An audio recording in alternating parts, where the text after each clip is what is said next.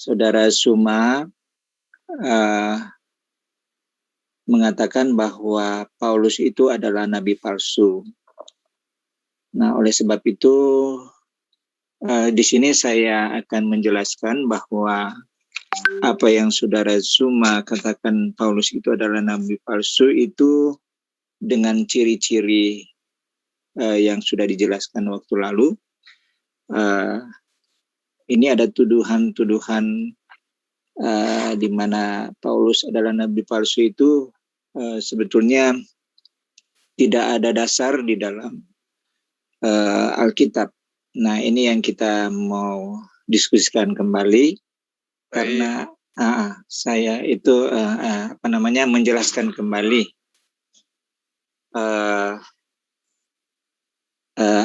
tuduhan itu karena di sini saya ambil beberapa tuduhan, yaitu Paulus katanya menjadikan Kristen.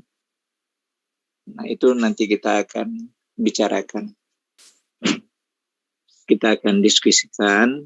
Ada beberapa tuduhan-tuduhan mengenai Paulus itu adalah nabi palsu berdasarkan beberapa dalil, yaitu pertama Paulus menjadikan Kristen di Antioquia, dan kedua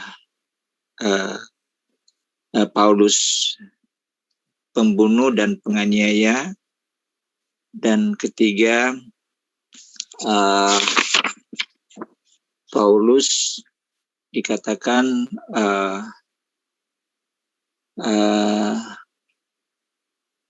mengajarkan kepada orang Kristen bahwa Yesus adalah Tuhan. Kemudian ada satu lagi, Paulus nabi palsu karena mengajarkan makan haram atau babi. Dan mungkin itu beberapa tuduhan-tuduhan yang saya akan jelaskan, itu diambil dari Alkitab, begitu. Berarti ini kan teman siapa? Daniel Hanning kan nggak muncul tuh. Iya. Ya, berarti bolehlah kita berdialog, Bang Deki boleh berdialog dengan apa tema yang ingin Bang Deki angkat. Namun mungkin baiknya kita pakai moderator supaya tidak saling boleh untuk menjelaskan atau menyangga gitu, Bang. Iya, boleh. Mungkin ada sahabat yang bisa jadi moderator di sini? Boleh. Oke, alhamdulillah. Nanti diatur aja timernya, Bang. Ntar dulu yang timer siapa nih? Ada siapa aja sih? Bang Wan, bisa timer nggak Bang Wan? Bang Wan? Si Basin nggak ada juga ya? Biasanya sih ada. Orang apa nih? Saya gabung juga. Pak Yan. Pak Yan. Gak apa-apa, saya gabung jadi timer juga gak apa-apa. Tapi timer biasa ya, 5 menit. Iya, gak apa-apa Bang, gak apa-apa. Yang penting kita bisa menjamu tamu kita malam ini. Iya, jadi begini Saudara Suma, karena penjelasan waktu lalu itu kan sudah sudah jelas.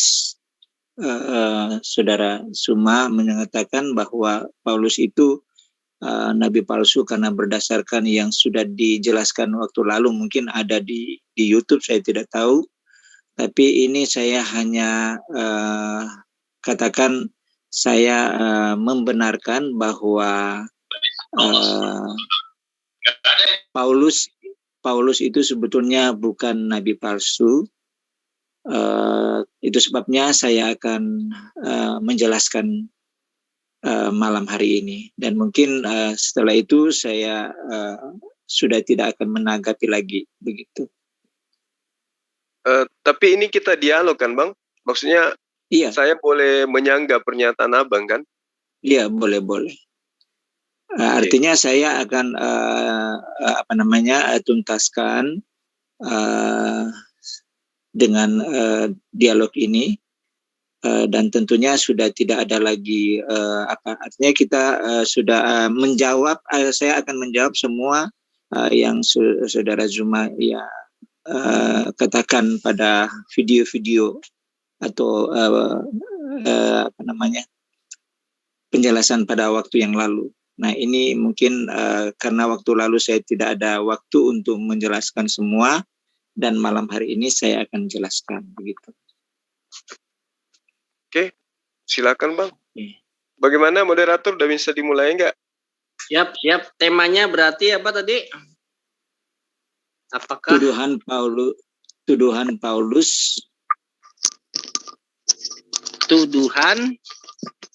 terhadap Paulus tentang nabi palsu gitu aja? Iya. Oke. Menara siar siap? Ini yang itu siapa aja nih yang mau nge-live kan? Saya buka ya. Silakan Bang. Bismillahirrahmanirrahim. Assalamualaikum warahmatullahi wabarakatuh. Innal hamdalillah nahmaduhu wa nasta'inuhu wa nastaghfiruhu wa na'udzu billahi min syururi anfusina wa min sayyiati a'malina may yahdihillahu fala mudhillalah wa man yudhlilhu fala hadiyalah. Wa asyhadu an la ilaha illallah wahdahu la syarikalah wa asyhadu anna Muhammadan abduhu wa rasuluh la nabiyya ba'dah. Allahumma sholli ala Muhammad wa ala ali Muhammad kama shallaita ala Ibrahim wa ala ali Ibrahim. Ikhwan fillah yang ada di Zoom atau yang menyaksikan di YouTube, senang sekali malam ini bisa berjumpa kembali dalam sesi diskusi antara Bang Zuma dan Bang Diki. Kali ini mengangkat tema apakah Paulus nabi palsu. Tema ini sudah diangkat, cuman ini diulas kembali. Kita menggunakan timer sistem 5 menit ya, 5 menit. Silahkan, mungkin Pak Diki dulu nih, saya kasih kesempatan. Sebentar ya, saya persiapkan dulu ya, sebentar ya. Nah, sebentar ya. Siap, saya juga mau mempersiapkan timernya nih. Iya. Mana timer saya?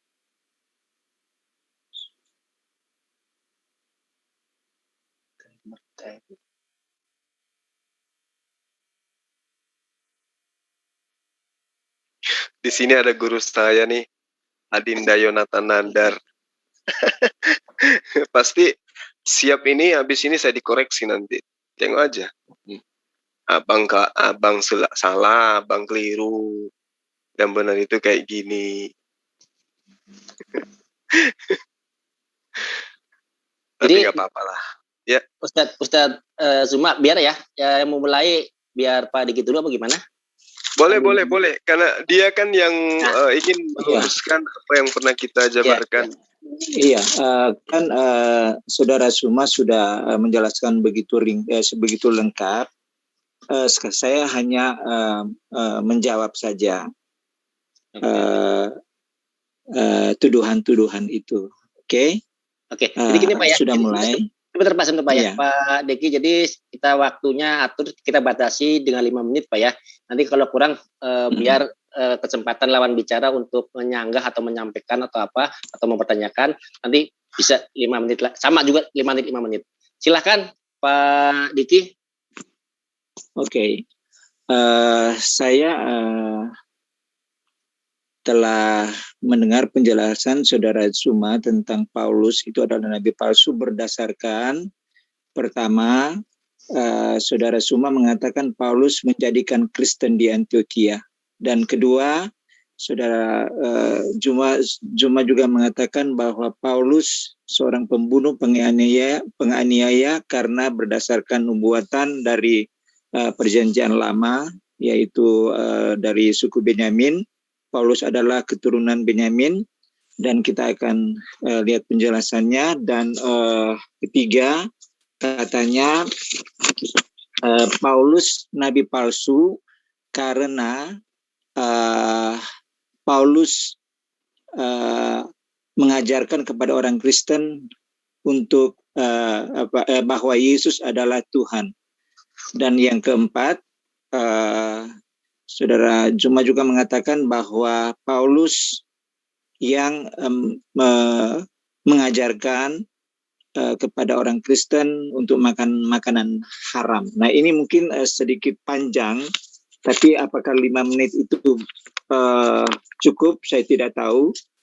Tetapi saya akan coba jelaskan dulu tentang tuduhan mengenai Paulus menjadikan Kristen. Nah, perlu diketahui bahwa sebelum Paulus, apakah Paulus yang pertama mendirikan Kristen? Nah, sebelum Paulus dipanggil Tuhan menjadi pemberita Injil,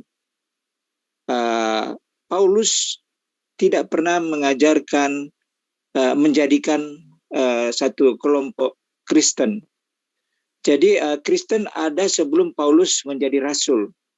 Karena yang disebut Kristen diambil dari kata murid atau pengikut Tuhan yang disebut jemaat Kristus yang telah dibaptis di dalam nama Yesus Kristus. Itulah yang disebut Kristen yang pertama. Nah, kita melihat Kristen yang pertama sebelum Paulus bertobat, sebelum Paulus dipanggil, di Kisah 2, di situ Kristen yang pertama, di sini ada ayatnya, Kisah 2 ayat 37 di sana, 41, maaf. Di sana ada perikopnya, cara hidup jemaat yang pertama. Jadi jemaat yang pertama itu adalah jemaat yang disebut Kristen yang dibangun oleh Rasul Paulus.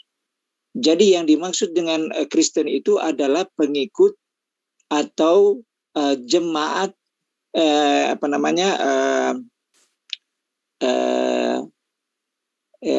pengikut Kristus yang telah dibaptis. Itulah yang disebut jemaat pertama, dan itu yang dimaksud dengan kekristenan, karena Kristen itu diambil dari kata Christ atau Kristus, Ian atau bahasa Inggrisnya Christian, Ian itu adalah pengikut. Jadi pengikut Kristus itu disebut dengan satu jemaat yang dinamakan Christian. Oleh sebab itu Paulus sebelum dia dipanggil menjadi rasul, Kristen sudah ada. Jadi tidak tepat kalau Paulus yang menjadikan Kristen. Nah, kalau diambil dari ayat Saudara Suma ambil dalil dari Kisah Rasul 11 ayat yang ke-26, di sana dia katakan mereka tinggal bersama-sama dengan jemaat itu tinggal 1 tahun lamanya sambil mengajar banyak orang di Antioquia. Murid-murid itu untuk pertama kalinya disebut Kristen. Jadi Kristen itu bukan nanti di Antioquia. Jadi yang pertama-tama Paulus pergi mengajar di Antioquia. Di sanalah Paulus menjadikan jemaat yang ada di Antioquia satu kekristenan. Tetapi sebelum mereka ke Antioquia, Petrus sudah mendirikan satu kekristenan di Yerusalem. Karena di Kisah Rasul 2 itu, mohon maaf Pak, nanti bisa disambung lagi, atau coba saya minta izin dulu ke Ustadz Suma. Ustadz Suma, diperkenalkan menambah waktu atau gimana? Silakan aja tambah lagi. Oke, tambah supaya Bang Deki puas untuk menerangkan itu ya. Jadi kita sebentar Pak. Ya, gimana Pak? Lebih baik saya tuntaskan aja supaya tidak ada itu. Saya tambah 5 menit lagi Pak ya. Ya, tetap saya tambah 5 menit lagi Pak ya. Artinya biar kita waktunya juga teratur. Perkara nanti kurang bisa tambah lagi, itu kita minta izin dulu ke lawan bicara Anda atau Pak Suma ya. Oke, silakan Pak. Ini kayaknya 5 menit tidak sampai ini. Soalnya saya mau jelaskan satu hal itu mungkin Jadi saya tuntaskan ini supaya nanti setelah itu saya sudah tidak akan menyangga lagi. Berapa menit untuk saudara Suma untuk menyangga, saya tidak kasih waktu lagi sebab tugas saya untuk menjelaskan semuanya supaya jelas. Bisa. Apa ini? Tolong yang itu di-mute dong, yang tidak berkepentingan. Silakan dilanjut. Ya. Oke, boleh begitu? Silakan. Saya tuntaskan. Oke. Nah, jadi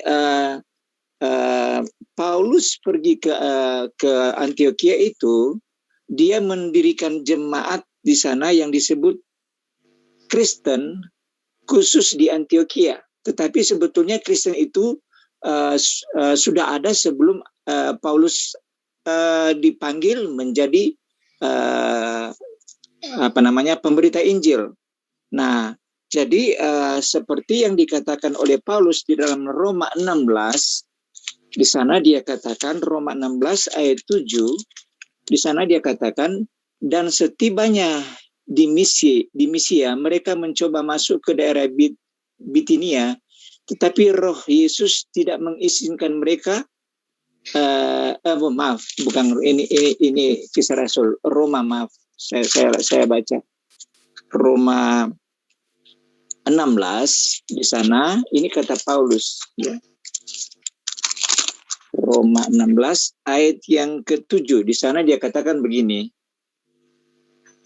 Salam kepada Andronikus dan Yunias, saudara-saudaraku sebangsa yang pernah dipenjarakan bersama-sama dengan aku, yaitu orang-orang yang terpandang di antara para rasul dan yang telah menjadi Kristen sebelum aku. Jadi sebelum Paulus dipanggil oleh Tuhan, memang sudah ada Kristen. Nah, itulah yang dikatakan bahwa perkataan Paulus bahwa yaitu orang-orang yang terpandang. Ini rasul-rasul yang terpandang itu ialah Petrus, Yohanes, dan rasul yang lain. Dan mereka pernah satu penjara di sana. Tetapi di sini dia katakan orang-orang yang terpandang itu di antara para rasul yang telah menjadi Kristen sebelum aku. Jadi sebelum Paulus menjadi Kristen, sudah ada Kristen muncul pada waktu. Jadi tidak tepat kalau Paulus menjadikan Kristen. Kalau Paulus menjadikan Kristen itu hanya di Antioquia. Kristen sudah ada sebelum Paulus dipanggil oleh Tuhan untuk melayani Tuhan. Dan kedua, Saudara Suma waktu lalu mengatakan bahwa Paulus pembunuh, penganiaya karena berdasarkan nubuatan dari Perjanjian Lama. Memang Paulus membunuh dan menganiaya, tetapi kita baca di dalam Kisah Rasul 9 ayat 1, di sana dia katakan, sementara itu berkobar-kobar hati Saulus untuk mengancam dan membunuh murid-murid Tuhan, ia menghadap imam besar. Jadi Paulus waktu dia datang kepada imam besar, dia waktu itu belum percaya Yesus. Dia masih bilangan orang Yahudi yang taat kepada hukum Taurat. Nah, oleh sebab itu dia minta surat kepada imam besar untuk apa? Untuk datang menganiaya murid-murid Tuhan atau jemaat-jemaat Tuhan yang disebut Kristen. Jadi Paulus pembunuh, penganiaya, karena dia berusaha membunuh orang Kristen pada waktu itu. Jadi Paulus mengancam membunuh murid-murid Tuhan yang disebut Kristen. Artinya sebelum Paulus menjadi rasul, memang dia orang jahat. Dia memang pembunuh. Tetapi setelah dia dipanggil oleh Tuhan, setelah dia ditugaskan memberitakan Injil, dia tidak pernah lagi melakukan satu hal yang jahat. Jadi tidak tepat kalau Saudara Suma mengatakan Paulus nabi palsu karena membunuh, sebab setelah Paulus menjadi rasul, tidak ada dalam Alkitab Paulus membunuh dan merampok seperti nabi lainnya. Jadi tidak tepat kalau Paulus itu seorang pembunuh di saat dia sudah menjadi rasul. Jadi tidak tepat. Pak Diki, iya, oke. Biar Ya. diskusi menarik, mungkin kita kasih kesempatan Bang Zuma untuk menanggapi dulu, biar menarik, Pak. Kalau ini kayaknya monolog, jadi yang nanti yang masih ada di Bapak kita keep dulu, nanti kebongkaran lagi supaya dialog ini lebih menarik, Pak, ya. Enggak begini, waktu lalu kan sudah ini kan bukan diskusi yang pertama kedua, ini sudah ketiga kali. Jadi penjelasan Saudara Zuma itu sudah saya pikir sudah jelas bagi saya, tetapi saya hanya menyanggah beberapa apa yang dituduhkan. Oleh sebab itu setelah saya selesaikan ini, silakan Saudara Zuma membantahnya, tidak apa-apa, sejam juga tidak apa-apa. Yang penting Pak, bukan begitu Pak, artinya kita juga kan penonton, pemirsa kan juga pengen supaya menarik Pak. Jadi kalau di ilmu marketing itu promotor, saya berkewajiban untuk membuat diskusi ini menarik Pak. Gitu, Oke. Ya. Begini. Saya maksud dan tujuan saya ini bukan untuk membuat orang menarik, tetapi tujuan saya supaya Saudara Zuma mengerti kebenaran di dalam Alkitab. Saya tidak bermaksud supaya di dalam diskusi ini ada yang menarik atau tidak yang menarik, tetapi yang tujuan saya untuk membenarkan kembali apa yang sudah dituduhkan kepada Paulus. Jadi sebetulnya Oke Pak. Kita tanyakan dulu ya? Kita tanyakan dulu ke Ustadz Zuma. Gimana Ustadz Zuma? Sebentar, bisa saya bicara sebentar? Silakan. Okay. Ini Daniel sudah datang, sebentar lagi masuk ke sini. Tapi tadi sudah saya kasih pengertian. Ini kan dengan Pak Diki ya sepertinya ya. Iya. Ya mungkin jam 9:15 lah kita sudahi. Nanti kita lanjutkan dengan Diki Mas Daniel. Karena kita sudah janjian, baru datang orangnya. Itu aja sih pemberitahuan Mas Zuma dan teman-teman yang lain. Silakan dilanjut. Oke, saya kembali lagi. Gimana Ustadz Zuma untuk yang diminta Pak Diki? Jadi supaya menarik sih kalau menurut saya sih. Kalau cuma kita dengerin dulu, menurut saya ya kurang greget gitu. Gimana Ustadz Zuma? Ya, mungkin dikasih 3 menit lagi Bang. Oke. Oke, saya reset ya 3 menit ya Pak Diki ya. Biar ini Pak. Maksudnya saya tuntaskan ini supaya kalau saya saya angkat satu bagian ini pasti akan panjang saya jelaskan baru Saudara Zuma menjawab, dan setelah itu saya juga pasti bertanya berjawab begitu. Jadi lebih baik saya tuntaskan semua supaya lebih jelas begitu. Jadi tapi terserah, cuma waktu saya tidak boleh lewat dari jam berapa karena saya harus istirahat juga. Karena di sini saya tidak boleh tidur larut. Oleh sebab itu saya cuma menjelaskan kembali apa yang sudah dijelaskan oleh saudara. Saya putusin aja deh. 4 menit Bapak silakan bicara biar nanti ditanggapin Pak. Selesai nggak selesai 4 menit Pak. Bapak sudah 15 menit Pak. Silakan Pak. Ya, ini panjang tapi ya oke.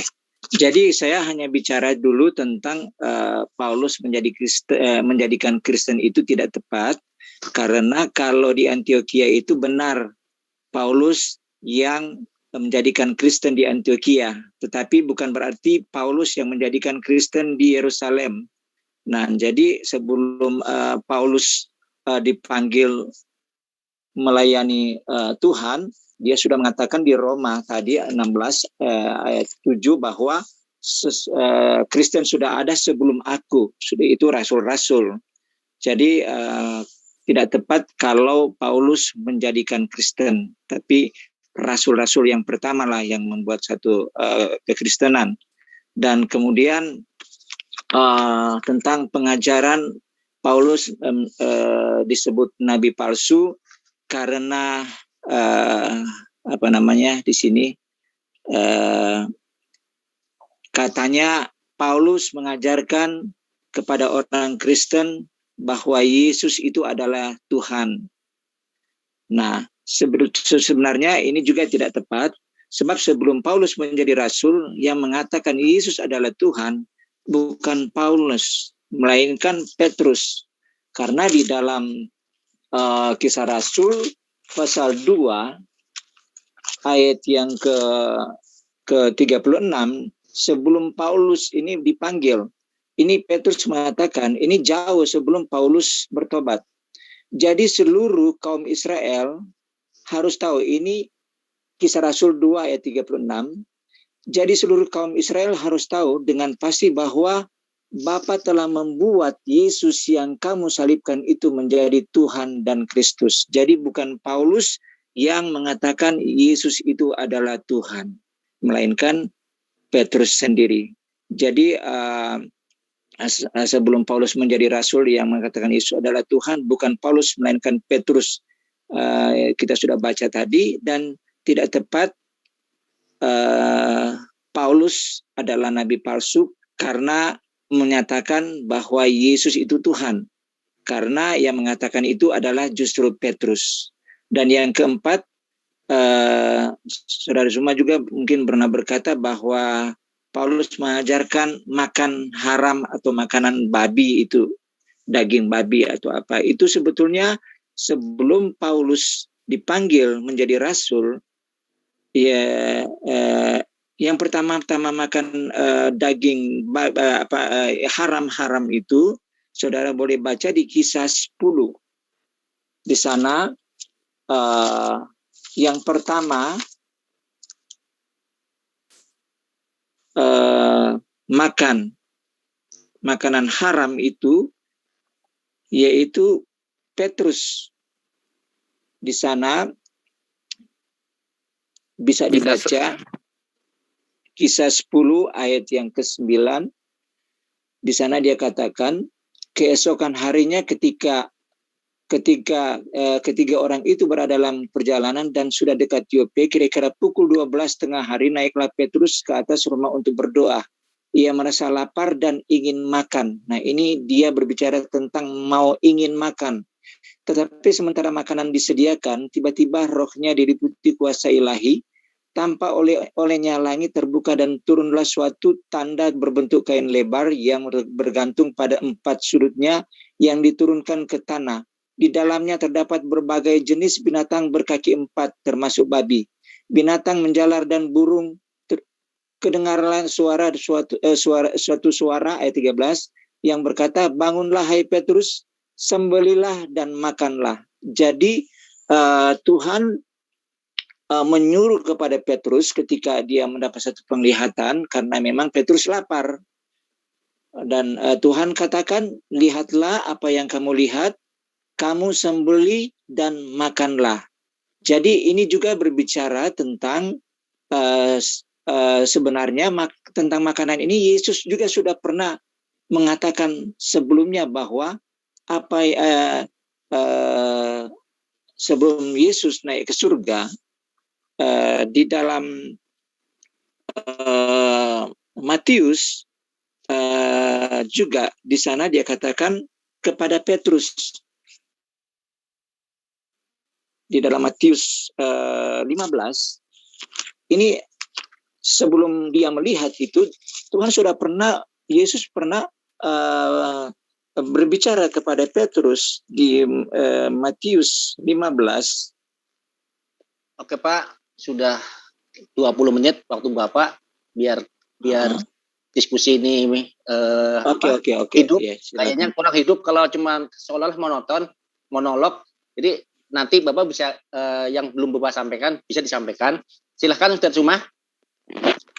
Baik, Bismillahirrahmanirrahim. Assalamualaikum warahmatullahi wabarakatuh. Semangat malam, Bang Deki. Jadi saya menghargai semangat juang Bang Deki untuk mempertahankan kemudian bahwa Paulus itu bukan nabi palsu, bukan serigala yang dinubuatkan oleh Yesus. Itu adalah merupakan hak di dalam beragama untuk kemudian menegakkan apa yang kita imani kepada orang lain. Namun dasar pijakan saya senantiasa adalah kitab Abang sendiri yang dengan jelas menerangkan.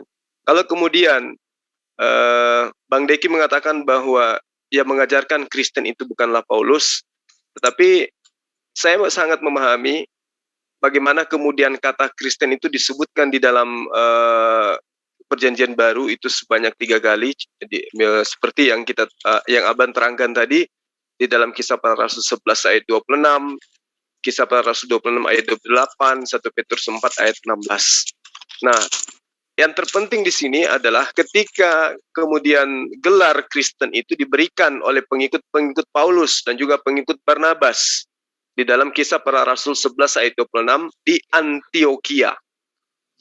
Di sanalah kemudian penyebutan Kristen ini muncul kemudian, lalu kemudian dinobatkan sebagai stempel kepada orang-orang yang kemudian menuhankan Yesus. Kalau Bang Deki mengatakan bahwa Kristen itu sudah ada dengan asumsi bahwa pengikut Yesus itu sudah ada sejak dari zaman Yesus, itu betul. Jadi pengikut Yesus itu memang sudah ada dari sejak Yesus itu diterima mulai berdakwah. Dan pengikutnya dimulai dengan 12 pengikut, meski kemudian ada 1 orang yang berkhianat. Nah, namun kemudian Yesus tidak pernah menamai pengikut-pengikutnya ini dengan sebutan itu, dengan sebutan Kristen itu sendiri. Tidak pernah Yesus menamai murid-muridnya dengan sebutan yang Abang katakan tadi. Nah, kalau mengenai pengikut Yesus, Yesus dengan terang mengatakan di dalam Yohanes 10 ayat 27, Yesus di situ mengenal sebutan domba atau murid. Ya, jadi dia mengatakan, aku mengenal muridku, muridku mengenal aku, mereka mendengarkan perkataanku dan mengikuti aku. Jadi muridnya Yesus itu, Bang, tidak mendengarkan Paulus, tidak mengikuti Paulus. Tetapi yang disebut murid Yesus, itu adalah yang mendengarkan suara Yesus, yang mengenal Yesus, dan mengikuti Yesus. Nah, kalau mengikuti Yesus, satu hal yang perlu kita pahami di sini, kalau orang-orang yang hidup sama Yesus mengikuti Yesus, maka itu sudah pasti di antara mereka tidak akan muncul orang-orang yang berkulup karena mengikuti Yesus. Kalau mengikuti Yesus disebut sebagai pengikut Yesus, maka sudah pasti orang-orang mengikutinya tidak menyembah Yesus. Karena Yesus tidak mencontohkan itu. Sementara Yesus mengatakan, aku mengenal muridku, muridku mengenal aku. Mereka muridku ini mengikuti aku. Nah, kalau Yesus itu melakukan A, maka orang yang disebut murid mengikuti melakukan A. Kalau Yesus melakukan B, maka pengikutnya akan mengikuti Yesus untuk melakukan B. Nah, sekarang coba kita lihat bagaimana dengan ajaran Paulus. Apakah berkesesuaian dengan ajaran Yesus? Nah, ini pertanyaan besar dan harus dijawab dengan jujur. Anda boleh mengaku saya pengikut Yesus, boleh. Sah itu, pengakuan Anda boleh. Tetapi apakah betul di dalam konsep tatanan kebenaran bahwa kemudian Kristen itu yang ada sekarang betul-betul ikut kepada Yesus? Contoh, Yesus sholat, Yesus puasa, Yesus zakat, Yesus sunat, Yesus bersyahadat. Apakah hal ini dilakukan oleh Kristen? Kan tidak. Berarti ketika Anda mengatakan diri Anda Kristen, berarti Abang ini adalah pengikut Paulus untuk kemudian mengikuti ajakan Paulus untuk menyembah kepada satu oknum, yaitu Yesus. Nah, kalau kemudian penyembah Yesus Anda definisikan sebagai orang yang mengikuti Yesus, silakan. Tetapi Yesus sendiri menerangkan. Nah, ini lagi-lagi saya kembali kepada pengajaran Yesus. Nggak mungkin kembali ke pengajaran yang lain. Ta probata, ta ema. Artinya, dombaku mengikuti aku. Tespon mau okonawisan. Artinya, dombanya juga mendengarkan perkataan Yesus. Yesus tahu. Ya, kago ginosko, dan saya tahu auta mereka itu kai alokosotesin mi. Artinya mereka mengikuti aku. Jadi tidak mengikuti Paulus. Tidak mengikuti Paulus, tidak mengikuti yang lain. Tetapi yang menjadi pijakan, menjadi objek ikutan adalah Yesus itu sendiri. Sama kami sebagai seorang Muslim, sebagai seorang mukmin. Ya, kami mengaku kami pengikut Rasulullah Muhammad SAW. Maka kami tidak mungkin mengikuti pendiri Syiah. Tidak mungkin kami mengikuti pendiri Ahmadiyah. Tidak mungkin kami mengikuti sekte-sekte yang lain. Karena kami mengikuti Rasulullah Muhammad SAW. Maka pijakan kami di dalam beragama, di dalam bersyariat, di dalam hidup keberagamaan, di dalam menyembah kepada Sang Tuhan, mengikuti tata laksana yang diteorikan dan dipraktekkan oleh Rasulullah Muhammad SAW. Itu baru disebut pengikut. Jadi kalau ada orang Hindu misalnya, atau Buddha, menyebut mereka sebagai diri mereka Islam, tetapi tidak ikut kepada ajaran Rasulullah, berarti cuma mulutnya yang mengatakan kami pengikut Rasulullah. Tapi pada penjabaran konsep imannya dan kelakuannya dalam beribadah, tidak berkesesuaian dengan apa yang diajarkan oleh Rasulullah Muhammad SAW. Maka banyak ayat yang menerangkan, Yesus mengatakan, percuma mereka hormat kepadaku, sementara yang mereka lakukan adalah perkataan-perkataan manusia. Percuma mereka beribadah kepadaku, sementara yang mereka lakukan adalah perintah manusia. Bukan perintah yang ada datang dari Bapa yang kemudian saya sampaikan kepada mereka. Nah, itulah makanya saya katakan, abang berhak untuk mengatakan Kristen itu tidak didirikan oleh Paulus. Anda punya hak. Tetapi apakah berkesesuaian dengan sejarah? Apakah berkesesuaian dengan ajaran Yesus?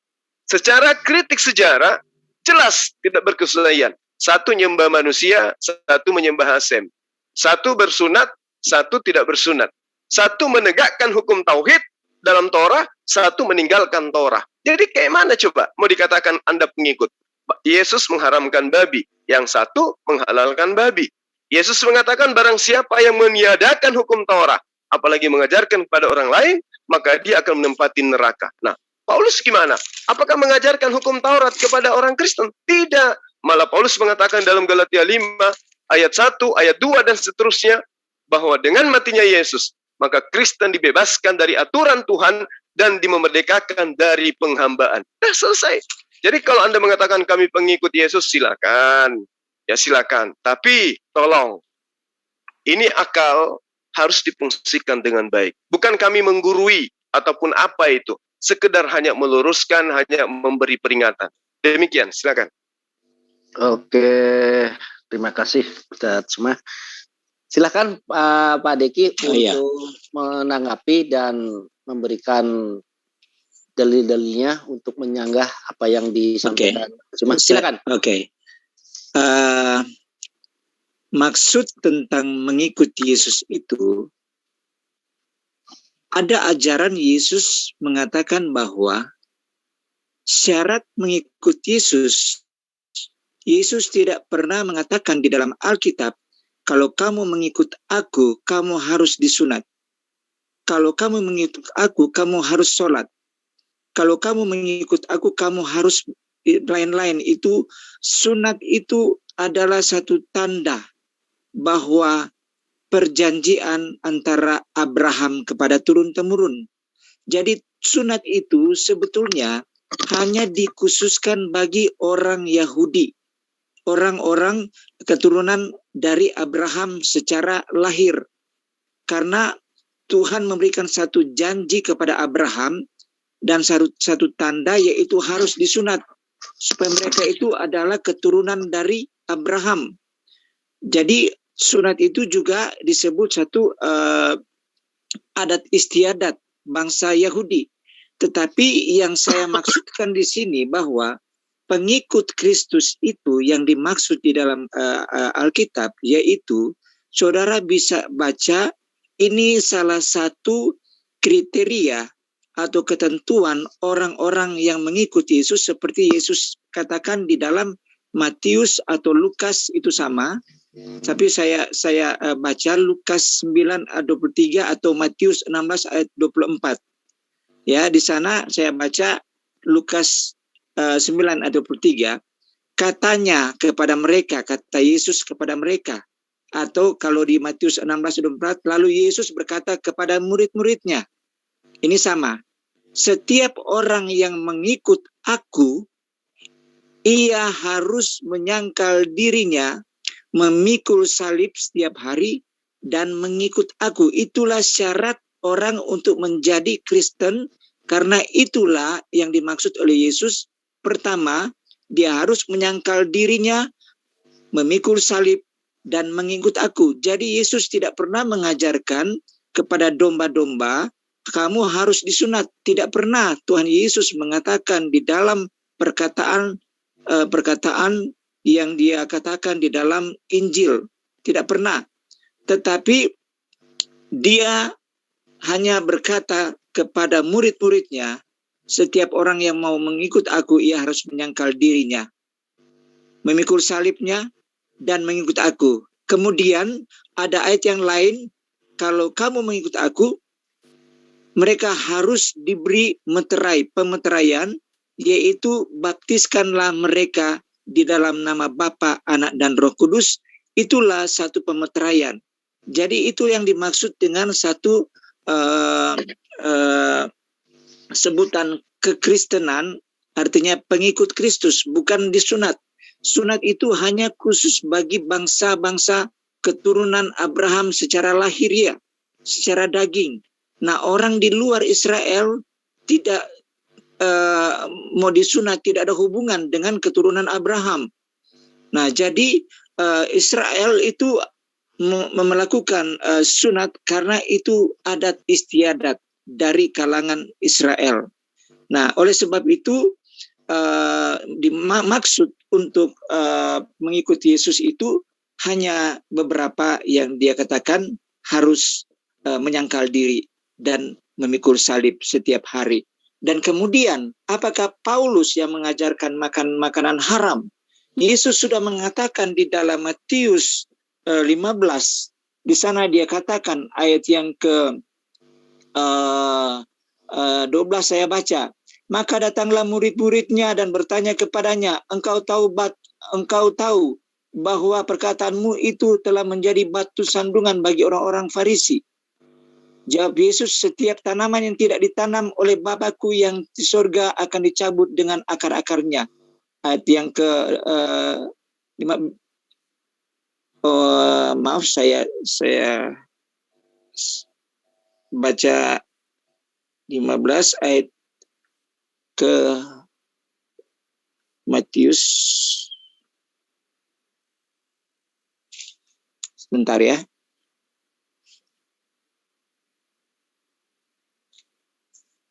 Ayat 15, Matius 15 ayat 15, di sana dia katakan, lalu Petrus berkata kepada Yesus, jelaskanlah perumpamaan itu kepada kami. Jawab Yesus, kamu pun masih belum dapat memahaminya.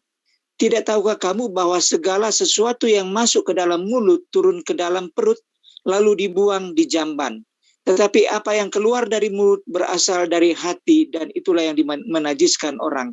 Karena dari hati timbul segala pikiran jahat, pembunuhan, perzinahan, percabulan, pencurian, sumpah palsu, dan hujat. Itulah yang menajiskan orang, tetapi makanan dengan tangan yang tidak dibasuh dan menajiskan orang. Dan kita lihat di Matius, ya, kita lihat lagi tentang makanan haram. Pak Deki, saya kasih waktu 3 menit lagi karena tadi sudah janji 21.15 kita harus berhentikan. Oke. Nah, jadi nanti biar 7 menit saya kasih ke Pak Suma ya. Silakan kira-kira saya kasih 3 menit, Pak. Silakan, Pak.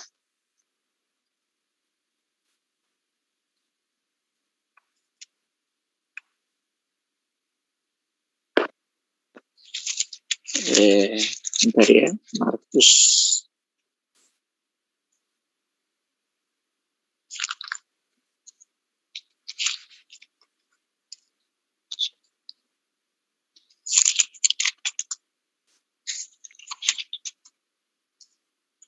Di dalam Markus 7 ayat yang ke-15, 14, Lalu Yesus memanggil orang-orang banyak dan berkata kepada mereka, kamu semua dengarlah kepadaku dan camkanlah, apapun dari luar yang masuk ke dalam seorang tidak dapat menajiskannya, tetapi apa yang keluar dari seorang itulah yang menajiskannya. Ya, jadi maksud di sini bahwa kita lihat di ayat selanjutnya, sesudah ia masuk ke sebuah rumah untuk menyingkir dari orang banyak, murid-muridnya bertanya kepadanya tentang arti perumpamaan itu. Maka jawabnya, apakah kamu juga tidak dapat memahaminya? Tidak tahukah kamu bahwa segala sesuatu dari luar yang masuk ke dalam seorang tidak dapat menajiskannya, karena bukan masuk ke dalam hati tetapi ke dalam perutnya, lalu dibuang di jamban. Dengan demikian ia menyatakan semua makanan halal. Ini kata Yesus bahwa semua makanan-makanan, ya, baik dia makanan haram, babi, apa, itu semua hal Yesus mengatakan itu adalah semua makanan adalah halal. Jadi tidak ada haram. Nah, di dalam Kisah Rasul, Kisah 10, di situ Petrus ada hubungan dengan apa yang dia dengar oleh Yesus Kristus, bahwa sembelilah itu karena tidak ada lagi makanan haram, sudah dihalalkan oleh Tuhan. Nah, oleh sebab itu Paulus tidak ada ayat mengatakan dia mengajarkan bahwa dia menyuruh kepada orang-orang Kristen supaya boleh makan haram atau seperti babi atau apa. Tetapi itu sudah dikatakan oleh Tuhan Yesus sebelum dia naik ke surga. Karena di sana dia katakan, ya sekali lagi saya baca, karena bukan masuk ke dalam hati tetapi ke dalam perutnya lalu dibuang di jamban. Dengan demikian ia menyatakan semua makanan halal. Katanya lagi, apa yang keluar dari seorang itulah yang menajiskannya, sebab dari dalam hati orang timbul segala pikiran jahat, percabulan, pencurian, pembunuhan, dan sebagainya. Oleh sebab itu, Paulus tidak tepat mengajarkan bahwa dia mengajarkan kepada orang Kristen makan babi haram. Jadi tidak tepat Paulus, karena Petrus justru yang pertama-tama makan. Oke, terima kasih Pak. Kita dibatasi waktu. Mungkin kita cuma, jadi sekalian aja kita selesaikan karena memang sudah tadi sepakat bahwa 21.15 sudah cuma sudah terjadwal. Bisa nanti Pak Diki lain waktu kalau memang masih Oke. Silakan. Disudahkan dulu ya. Ditanggapi biar Pak Suma yang ini. Silakan Pak Ustaz Suma. Ya, baik. Jadi kaitannya dengan makan ini itu tidak terkait dengan makanan-makanan yang menjadi hukum Tuhan di dalam Perjanjian Lama. Di ayat Matius 15 tadi ya, salah satunya. Di situ justru Yesus mengatakan, mengapa kamu melanggar perintah Allah demi adat istiadat nenek moyangmu. Jadi ada dua hal di sini yang harus dipisahkan antara adat istiadat dengan perintah Allah. Kalau jangan engkau makan babi itu haram bagimu, itu perintah Allah. Itu harus dipisahkan. Adapun perkataan bahwa apa yang masuk ke dalam mulut itu tidak haram, tapi yang keluar dari mulut itu yang menajiskan. Itu kaitannya dengan hal membasuh tangan yang dipertanyakan orang-orang Farisi pada saat itu. Nah, lalu kemudian ketika Bang Jeki mengatakan tidak ada lagi yang diharamkan, dalilnya mana? Ini kan Yesus mengatakan, kalau Anda mengaku sebagai pengikut Yesus, maka yang menjadi acuan pijakan kemudian adalah Yesus, bukan Petrus, bukan yang lain, tapi Yesus. Coba kita lihat di dalam Yohanes 14. Ya. Bagaimana kemudian Yesus itu menerangkan, janganlah gelisah hatimu, percayalah kepada Allah dan percayalah juga kepadaku. Bukan kepada Petrus, bukan kepada Paulus, bukan kepada Lukas, bukan kepada yang lain, tetapi kepadaku dan kepada Bapakku. Itu perkataan Yesus. Lalu Yesus mengatakan di ayat 12-nya, aku berkata kepadamu, Sesungguhnya barang siapa percaya kepadaku, ia akan melakukan juga pekerjaan-pekerjaan yang aku lakukan. Yesus menghindari babi, lakukan pekerjaan itu. Yesus bersunat, lakukan pekerjaan itu. Yesus sujud dalam beribadah, lakukan pekerjaan itu. Yesus menyembah hanya kepada Allah, lakukan perintah itu. Yesus tidak pernah menuhankan dirinya, lakukan perintah itu. Tidak pernah menyembah Roh Kudus, lakukan pekerjaan itu. Itu kalau percaya kepada aku, kata Yesus. Tapi kalau percaya kepada Paulus, percaya kepada Petrus, ya monggo, silakan. Loh, Petrus ini juga pernah mengkhianati Yesus kok. Dia pernah menyangkali Yesus ketika dia ditanya, apakah kau mengenal dia? Tidak, kata dia. Nah, jadi kemudian ketika Bang Deki mengatakan, kami mengikuti Yesus. Tapi fakta dari jabaran-jabaran Anda, justru yang Anda sebut Petrus, yang Anda sebut sebagai Paulus, yang Anda ikutin. Sementara Yesus terang mengatakan, kalau kamu percaya kepadaku, engkau pasti akan melakukan juga pekerjaan-pekerjaan yang aku lakukan. Bahkan pekerjaan-pekerjaan lebih besar daripada itu. Sebab aku pergi kepada Bapa. Dan apa juga yang kamu minta dalam namaku, aku akan melakukannya. Supaya Bapa dipermuliakan di dalam anak. Nah, lalu kemudian Yesus mengatakan, jikalau kamu mengasihi aku, kamu akan menuruti segala perintahku. Ini perkataan Yesus. Jika kamu mengasihi aku, kamu akan menuruti segala perintahku. Nah, ruang lingkup daripada konsep peribadatan ajaran Kristen. Mana perintah Yesus untuk menyembah dirinya?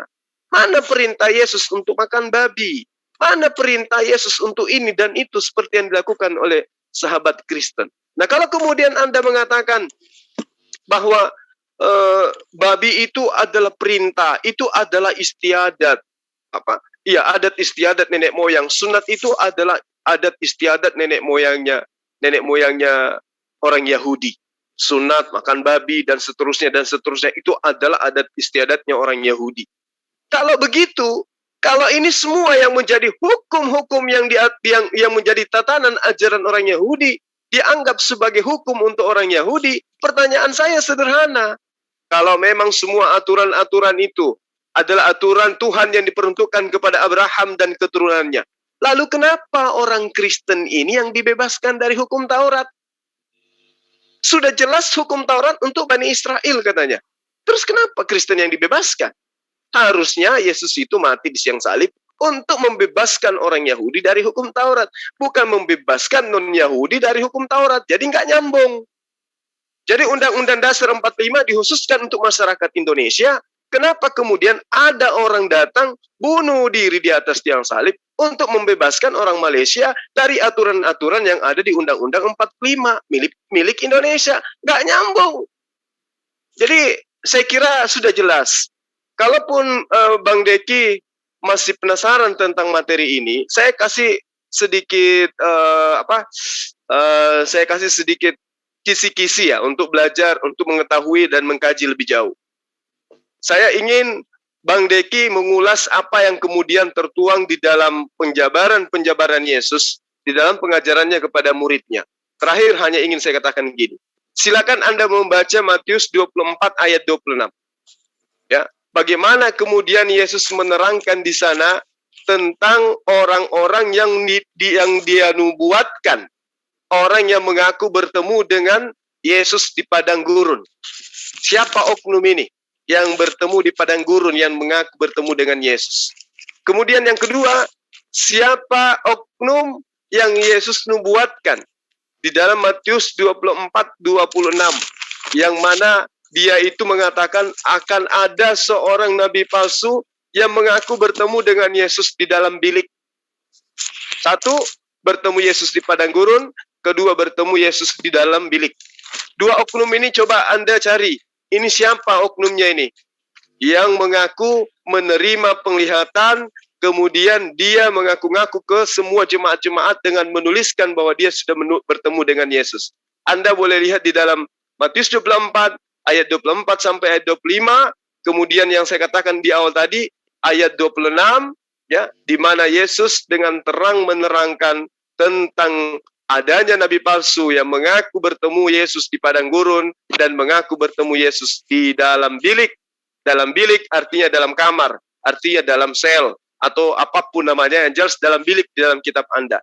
Cari oknum itu, kalau sudah temukan oknum itu, Anda anggap bahwa inilah yang memenuhi kriteria orang yang di dalam bilik membawa nama Yesus, atau yang bertemu di padang gurun yang bernama-nama, yang membawa nama Yesus selain daripada Paulus, silakan Anda minta waktu, kita akan berdialog lagi, kita membahas itu. Ya, jelas ya Bang ya, siapa yang mengaku bertemu dengan Yesus di dalam bilik, siapa yang mengaku bertemu Yesus di padang gurun, cari oknumnya, kemudian kita berdebat di lain kesempatan. Demikian dari saya, terima kasih. Terima kasih Ustaz Suma. Jadi sangat menarik, cuman karena kita dibatasin waktu, Pak Diki silahkan atur waktu, hubungin kami supaya bisa terjadwal, Pak. Ini kan yang kita lakukan hari ini. Sebentar. Kita lakukan hari ini tanpa jadwal ya. Jadi sebenarnya ini Ustadz Suma ini sudah ada jadwal, Pak, dengan Pak Dani. Tapi is okay karena juga dari nunggu lama. Jadi kami persilakan Bapak untuk seperti yang Bang Suma katakan, ada PR nih, kayak ada PR nih untuk boleh saya kasih komentar sedikit. 2 menit apa ya? 2 menit Pak ya? Ya, 2 menit ya. Okay. Yang saya maksudkan ini ialah apa yang dituduhkan kepada Paulus itu tidak ada yang tepat, malah turun kepada beralih kepada ayat-ayat yang lain. Karena yang saya katakan di sini ialah ketika Saudara Suma mengatakan Paulus itu adalah yang menjadikan Kristen, itu tidak tepat, sebab sudah dikatakan bahwa sebelum Paulus ada, Kristen sudah ada. Jadi ini tidak tepat. Jadi konteks sebetulnya yang saya bawa ini adalah untuk mengklarifikasi bahwa Paulus itu bukan seorang nabi palsu, karena tidak tepat, karena Kristen sudah ada sebelum adanya Paulus. Nah, kemudian dengan makanan haram. Jadi kalau saya mau katakan bahwa kenapa Yesus dibunuh, kenapa Yesus ditolak, karena dia menggenapi hukum Taurat. Dia sedang dalam penggenapan. Artinya dia ingin merubah sistem Taurat, yaitu yang di dalam hukum Taurat dilarang makan haram babi, tetapi Yesus mengatakan semua makanan halal. Ini berbicara semua makanan, bukan karena cuci tangan. Semua makanan halal. Jadi itu sebabnya mereka membunuh Yesus, karena mencoba-coba merubah sistem aturan hukum Taurat. Oleh sebab itu, saya sebetulnya mengatakan bahwa tuduhan Paulus adalah nabi palsu itu tidak tepat dengan apa yang saya sudah terangkan. Tetapi Saudara Suma, dia merembet ke yang lain. Nanti kita sambung lagi. Ya, terima kasih. Oke, ya. Karena dibatasi waktu, Pak. Ya, Pak. Oke, terima kasih ya. Iya. Makasih Bang Diki. Iya, oke.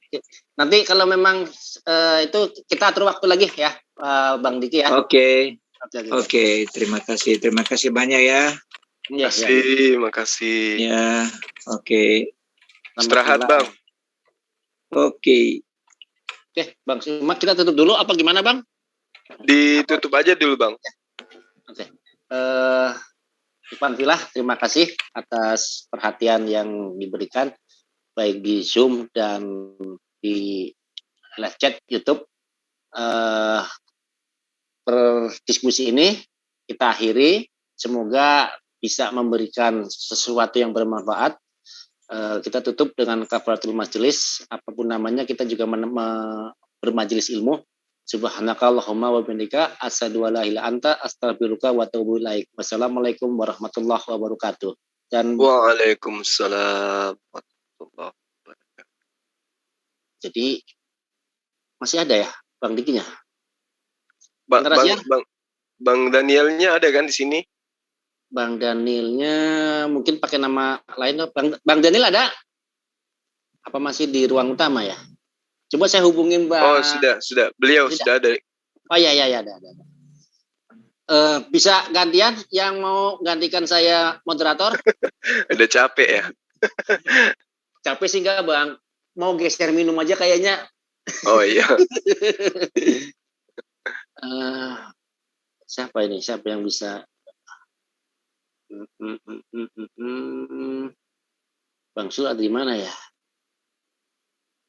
Ya nggak apa-apa dah. Jangan saya ya. Ada Bang Ian, tapi saya menyapa dulu. Selamat malam, Bang Daniel.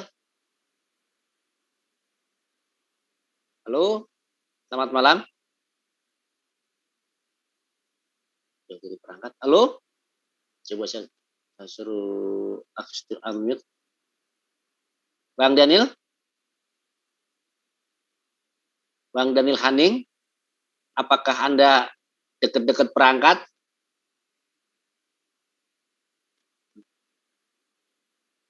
Tidak Bang menyaut. Daniel. Bang Daniel.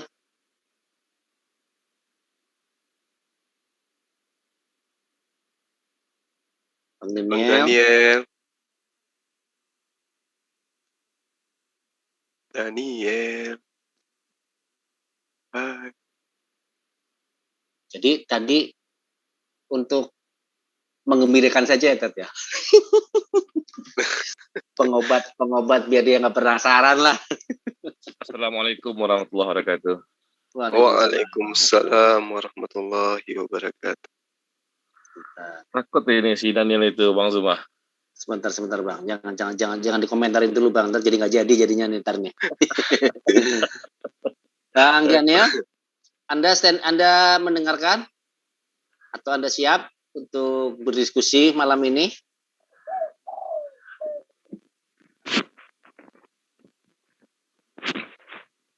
Bang Daniel, ntar kalau dibilang ini kan nggak enak jadinya Bang.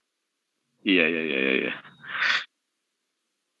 Nggak boleh bully ya Bang Daniel. Bang Daniel. Kalau materi yang diminta sama saudara Daniel ini berbicara mengenai apa ya? Nah, saya tengok di WA, jangan lupa. Adab. Ajaran siapa yang lebih beradab? Oh iya, yang ini yang ada di tema. Ajaran manakah yang beradab, Islam atau Kristen? Wah, bagus ini. Mantap ini nih, ya nih. Bang Wan ngomongnya kayak di sumur ah. Tapi Bang Danielnya mana? Sebentar apa malam ini saya serem gitu. Bang Daniel. Loh. Udah kabur dia. Keluar ya? Udah keluar dia. Jaringan. Ya, kita berpersangka baik bahwa mungkin jaringannya. Ya, jaringan. Padahal materi ini bagus sekali loh. Bagus. Manakah ajaran yang beradab, Islam atau Kristen? Mantap kali lah ini. Itu sama saja menyerahkan diri nih Bang. Bunuh diri kayaknya kalau itu dipakai. Sama aja. Nah tuh dia sudah muncul tuh. Ya. Dia ganti akun rupanya, pakai akun Sulfikar tuh. Mana? Ada apa? Iya. Wah ini Bang Daniel nih. Udah kesini tadi. Selamat malam Bang Daniel. Kesini tadi nih. Nggak kesini dia. Tadi ada Bang dipanggil. Tadi ada, tapi melotot aja. Aku udah tutup yang lain. Ini belum. Udah lapar loh nih. Aduh, capek deh. Capek. Saya sampai nggak apa-apa deh, saya mau turun lagi tuh sampai segitunya saya. Sampai Bang Deki dipaksa berhenti ya kan? Padahal Bang karena Deki saya itu juga saya tadi juga melihat berarti ada, kemudian tadi dari Bang Sulfikar juga kita dikasih waktu cuma sekian, ya saya berusaha untuk menepati itu, dan saya melihat juga Bang Daniel ada, makanya saya hentikan. Kalau memang tadi ada, ya belum ada, ya secelup 2 celup lagi kan enak gitu loh. Ya ampun, ini gimana toh Daniel ini? Nah tadi di room utama, bentar Mas, saya mau masukkan kendaraan atau apa gitu tadi. Ya udah Mas, berapa menit lagi? Kira-kira ada 15 menit? Iya, ya udah. Tadi udah di sini Mas. Tapi kabur lagi. Iya, tadi nggak berkedip-kedip Iya, matanya, melotot aja terus. Aduh, padahal temanya bagus, temanya menarik. Bang Zulfikar, saya tak geser dulu. Kalau memang ini, saya mau bikin minum dulu lah. Ya udah dilanjut aja monolognya Mas Juma. Kok monolog pula ini? Ya nggak ada musuhnya nih, musuhnya siapa nggak ada. Ayo Bang Juma, saya debat sama Bang Juma, ayo. Boleh. Nggak ada lawannya. Pertanyaannya debatnya soal apa ya? Adab. Atau saya mau aja yang debat Bang. Yosha Tewu sudah saya kontak Mas, Yosha Tewu. Apa bedanya dengan Gogos? Oh, Pretinker. Iya, Pretinker ini juga. Pretinker. Silakan, Pretinker. Saya menyimak dulu Pak, soalnya lumayan seru juga ya dialognya. Iya. Kalau Bang Deki yang tadi itu Bang, memang udah sering di sini. Kalau dia lagi suntuk, lagi opi kerjaan pasti ngubungin kita. Ayo Bang Zul, kata dia, jalo lagi yuk, bahas Paulus lagi. Ya udah, ayo. Iya Pak, di sini juga saya mulai merasakan bertambah wawasan sih. Kemarin kan saya di sini mempertanyakan konsep ketuhanan sama 73 golongan, lumayan terjawab. Selebihnya mungkin saya masih research sih. Tapi Bang Dimas ini sudah download aplikasi Quran sama Bible nggak di HP-nya? Belum Pak, memori saya penuh, ini banyak folder kerjaan, upgrade dulu, memorinya cuma 32, repot. Kemarin kan ada pesanan saya itu sama Bang Yan ya, Bang Yan itu mengharapkan kepada Bang Dimas kalau mau belajar tentang kebenaran ya harus mendownload 2 aplikasi itu sebagai perbandingan. Ya, paling betul, selebihnya saya baca-baca di komputer atau di search engine Google. Siapa saja yang menjelaskan itu kan kayak angin berlalu kalau tidak ada referensi yang bisa Anda baca. Betul Pak, betul. Tadi juga saya sempat research di YouTube juga sih. Berapa MB anunya Mas, HP-nya? 32 GB Pak. Oh, ini aja. Saya buat juga aplikasi Al-Quran, itu aja di-download ini, di ruang chat itu ada. Itu kecil kok. Oh, kecil ya? Kecil. Tak taruh di Google Drive, nggak taruh di Play Store itu. Itu aja di-download. Cukup komplit di situ. Ya buat paling nanti saya divisi lah. Ada translate-nya juga dari berbagai bahasa. Tapi iya Pak. Satu bahasa yang belum ku masukkan di sana. Tapi semuanya ada bahasa. Tadi satu bahasa belum ku masukkan. Bahasa hati ya Bang? Enggak, bahasa saya tadi research di YouTube juga. Kalau Yahudi itu ternyata nggak percaya kalau Yesus itu Tuhan, malah pendiri Kristen dan Paulus. Yahudi itu malah Yesus itu ternyata keturunan Yahudi juga ya, memiliki seorang ayah. Nah, itu Ustadz Juma ini yang bisa menjelaskan. Silakan Ustadz Juma. Makanya saya research dulu dari konsep ketuhanannya dulu kan Pak. Di Yahudi itu ada Elohim, Eloha, Yahweh, apalagi ya tadi saya sempat research, ada 9 sih. Research dulu dari situ, startnya dari situ kalau saya. Dari konsep ketuhanannya dulu gitu.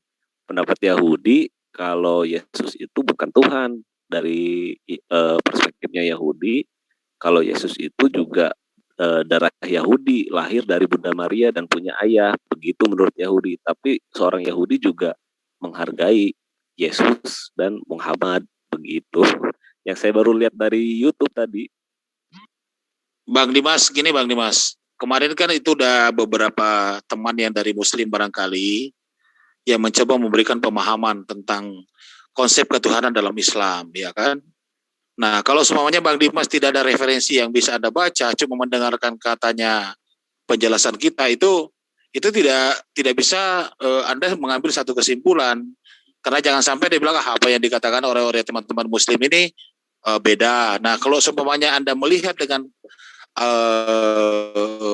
ayat-ayat dalam Al-Quran, Anda akan mengambil satu kesimpulan, apa yang kemarin dijelaskan oleh saudara kami dari Muslim itu benar adanya gitu, karena sesuai dengan kitabnya. Begitu pula sebaliknya, kalau Anda mau melihat dari konsepnya keturunan daripada orang-orang Kristen, juga demikian gitu. Nah, kalau seumpamanya Mas Dimas belum ada aplikasi sebagai bahan pembanding, sebagai referensi dari sebuah kitab, ya pasti masih bingung sampai sekarang gitu. Kalau saya tidak salah udah beberapa kali Bang Dimas mempertanyakan tentang masalah konsep ketuhanan dari berbagai udah, ya kan gitu ya.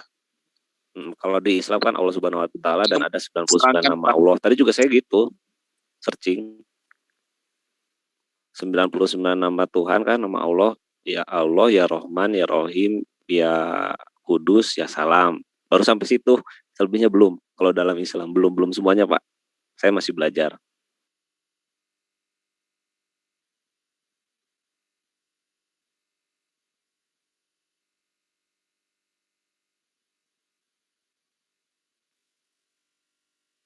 Oke, Bang Danielnya belum ada ya?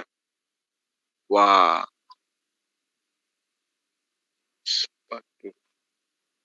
Kayak mana itu? Keluar kayaknya, udah nggak ada di itu. Tidak pulang kampung, Bang. Tidak. Besok hari jadinya Bone nih. Saya? Iya. Nantilah. Ini nanti saya lagi kita... di kantor DPR sama Pak Ketua DPR ini. Masya Allah. Nah, besok paripurna di sini tuh hari jadinya Bone tuh. Iya.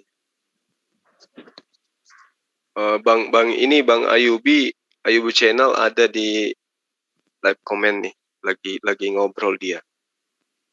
Bawah. Turun naik Bang sini Bang. Cuma. Iya. Bang Ayubi yuk naik yuk. Jangan nongkrong di bawah. Katanya mau dibaptis sama BMTK. Ya. Itu apa besok siapa Joshua Tewu itu ngajak saya dialog. Ya Bang, di mana Bang? Pendeta Joshua Tewu. Iya, di mana? Di sini, di mana Bang?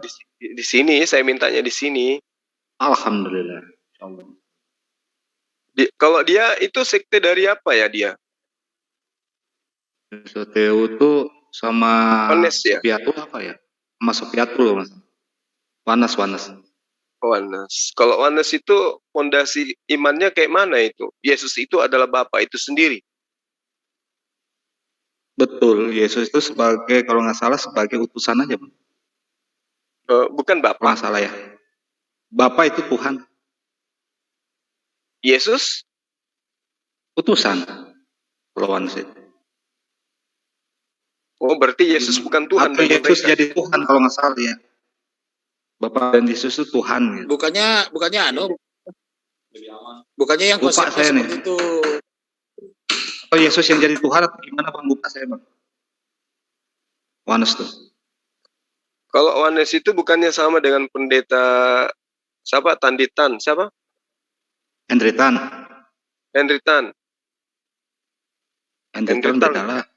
beda lagi Bang.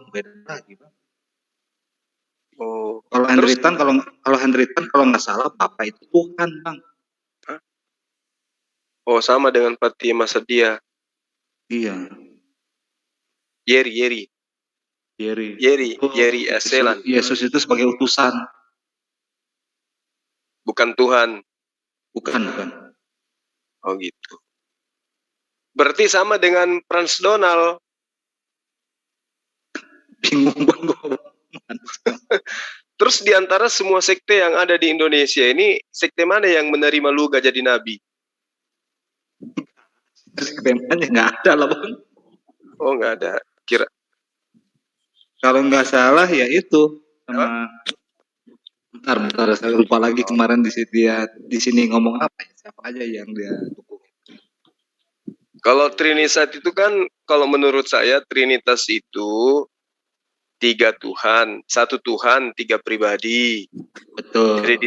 Jadi di situ masih ada Bapa, masih ada Yesus, masih ada Roh Kudus. Artinya kalau kita berdialog dengan mereka, kita bisa buktikan bahwa Roh Kudus adalah malaikat utusan penyampai firman. Yesus adalah utusan Tuhan untuk menjabarkan firman. Nah, kalau Warnes ini apa Warnes ini? Warnes ini Bapa yang menjelma menjadi manusia.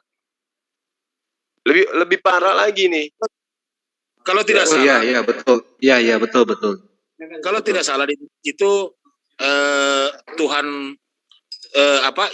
Bapa itu Yesus, Roh itu Yesus, kemudian manusianya itu Yesus sendiri juga. Kalau tidak salah oneness itu. Lebih parah lagi itu begitu.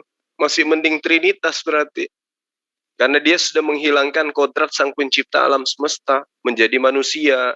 Berarti Yesus, berarti Maria menghamilkan Bapa selama 9 bulan. Wah, gawat ini, lebih parah.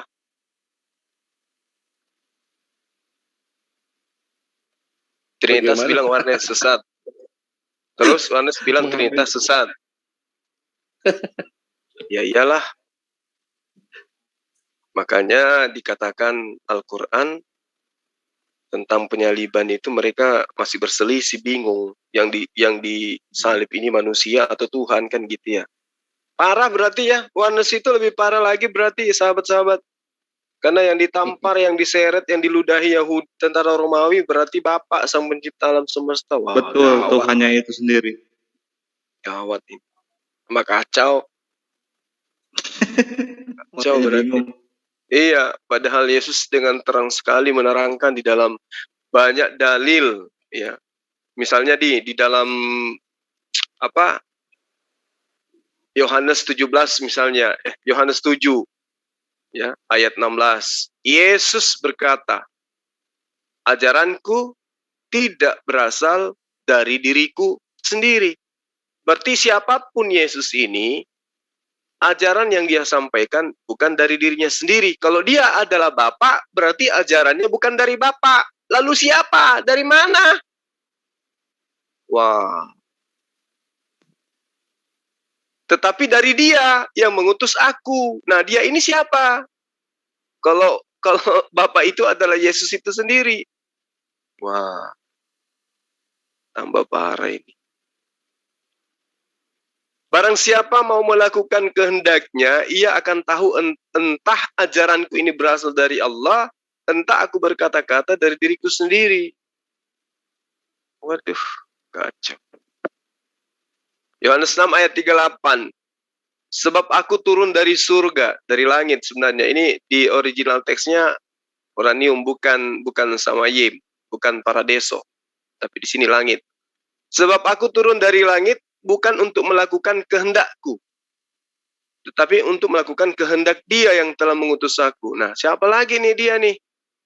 Kalau Bapa itu adalah Yesus, harusnya kalau Oneness itu benar, sebab aku turun dari atas bukan untuk melakukan, gimana ya? Bukan untuk melakukan, sebab aku dari atas. Aduh, kacau. Berasap nih otak. Kalau Yesus itu adalah Bapa itu sendiri, kalau Yesus adalah Dia itu sendiri, kalau Yesus adalah Allah itu sendiri, maka ayat ini gini bunyinya. Sebab aku turun dari atas bukan untuk melakukan kehendak orang lain. Kehendak Tuhan lain. Salah. Kehendak malaikat lain. Salah juga. Tetapi untuk melakukan kehendakku. yang telah mengutus aku. Bajingan nih dalil. Pusing saya bang. Gak ngerti saya nih gimana. Kalau Anas itu bukannya dia jadi Tuhan setelah disalib bang katanya.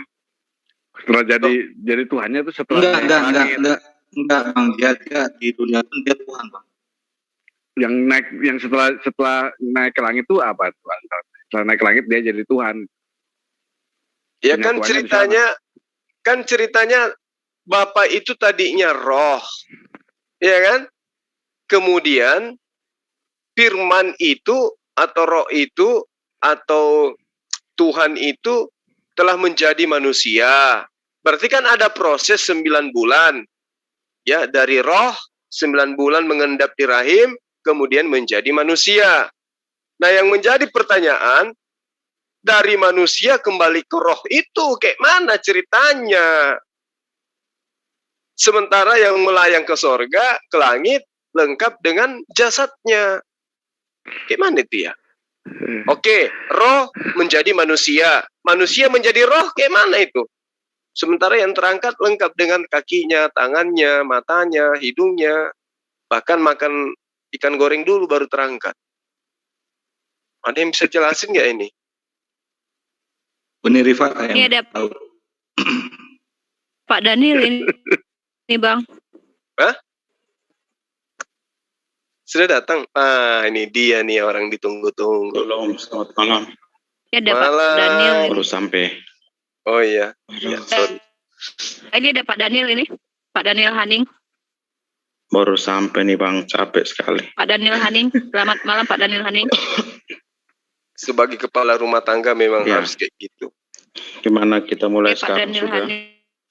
Boleh. Ada janji sama Moderator. Bang Lumar. Rifa, mau jadi moderator nih Rifa? Ini berapa menit nih? Terserah, saya ngikut aja. 1 jam bang. 1 jam boleh. Berarti 30 Ya, menit, ya. 30 menit. 1 jam ya. Sekarang pukul 2. Sistemnya gimana bang? Terserah. Bang Daniel mau kayak mana, saya ikut aja. Bang Daniel.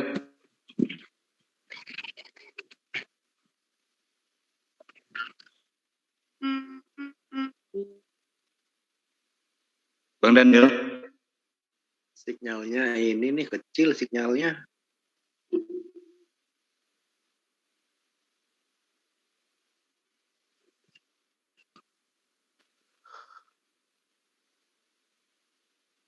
Bang Daniel, apa bisa mendengarkan? Silakan. Halo. Ya. Silakan. Moderator diatur waktunya dong, biar ada kita cepat mulai gitu. Oke, Bang Yan bisa waktu nggak Bang Yan? Timer?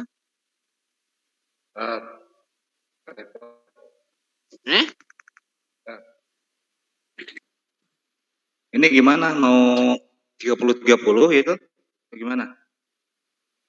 Mau TikTok? Apa per 5 menit? Bang Daniel gimana Bang Daniel? Mendapat giliran 5 menit. Selama 6 kali putaran.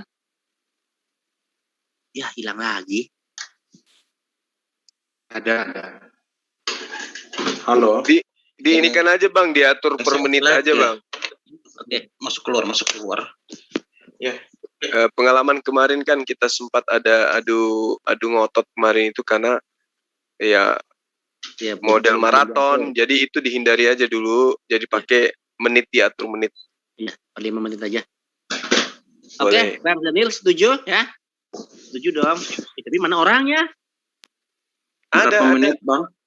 45 menit ya. 45. Enggak, per 5 menit aja Bang.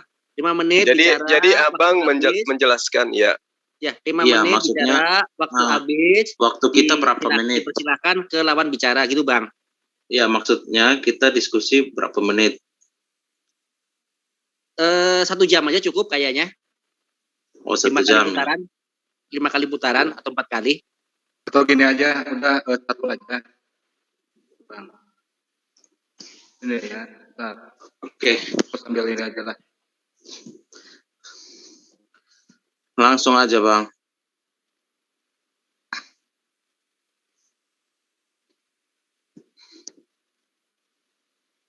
Oke, silakan dimulai. Bang Jan, timer. Nah, oh bukan begini Bang. Oke, silakan Bang Daniel, mungkin mau open statement duluan. Jadi ini bukan ini jadi Bang Daniel. Bang. Oh, saya duluan ya. Oke. Nanti kalau selamat malam. ini Bang Daniel sebentar.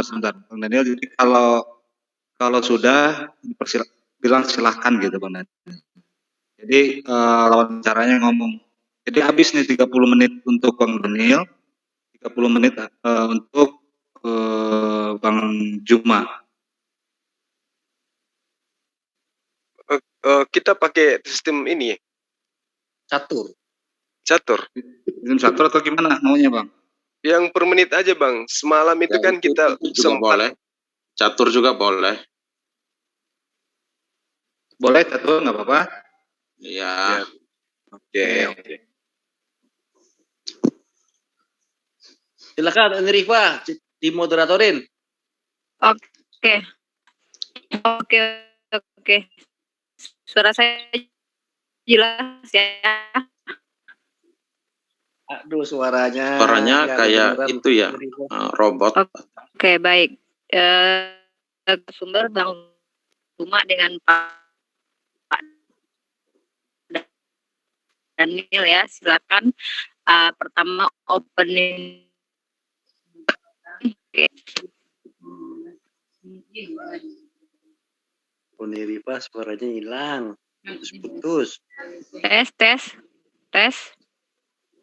Ya, Bang Suma duluan. Lanjut aja. Langsung aja Bang. Jadi jangan buang-buang waktu. Silakan opening statement. Saya ya. Ya, boleh. Abang juga boleh. Oke, terima kasih. Selamat malam. Salam sejahtera. Assalamualaikum buat teman-teman Muslim di sini. Timer.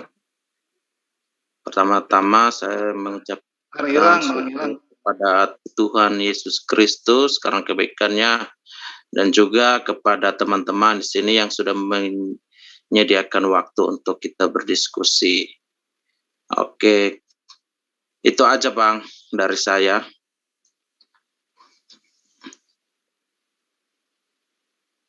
Ya, silakan. Nanti kalau mau tanya silakan saya. Oke, begini.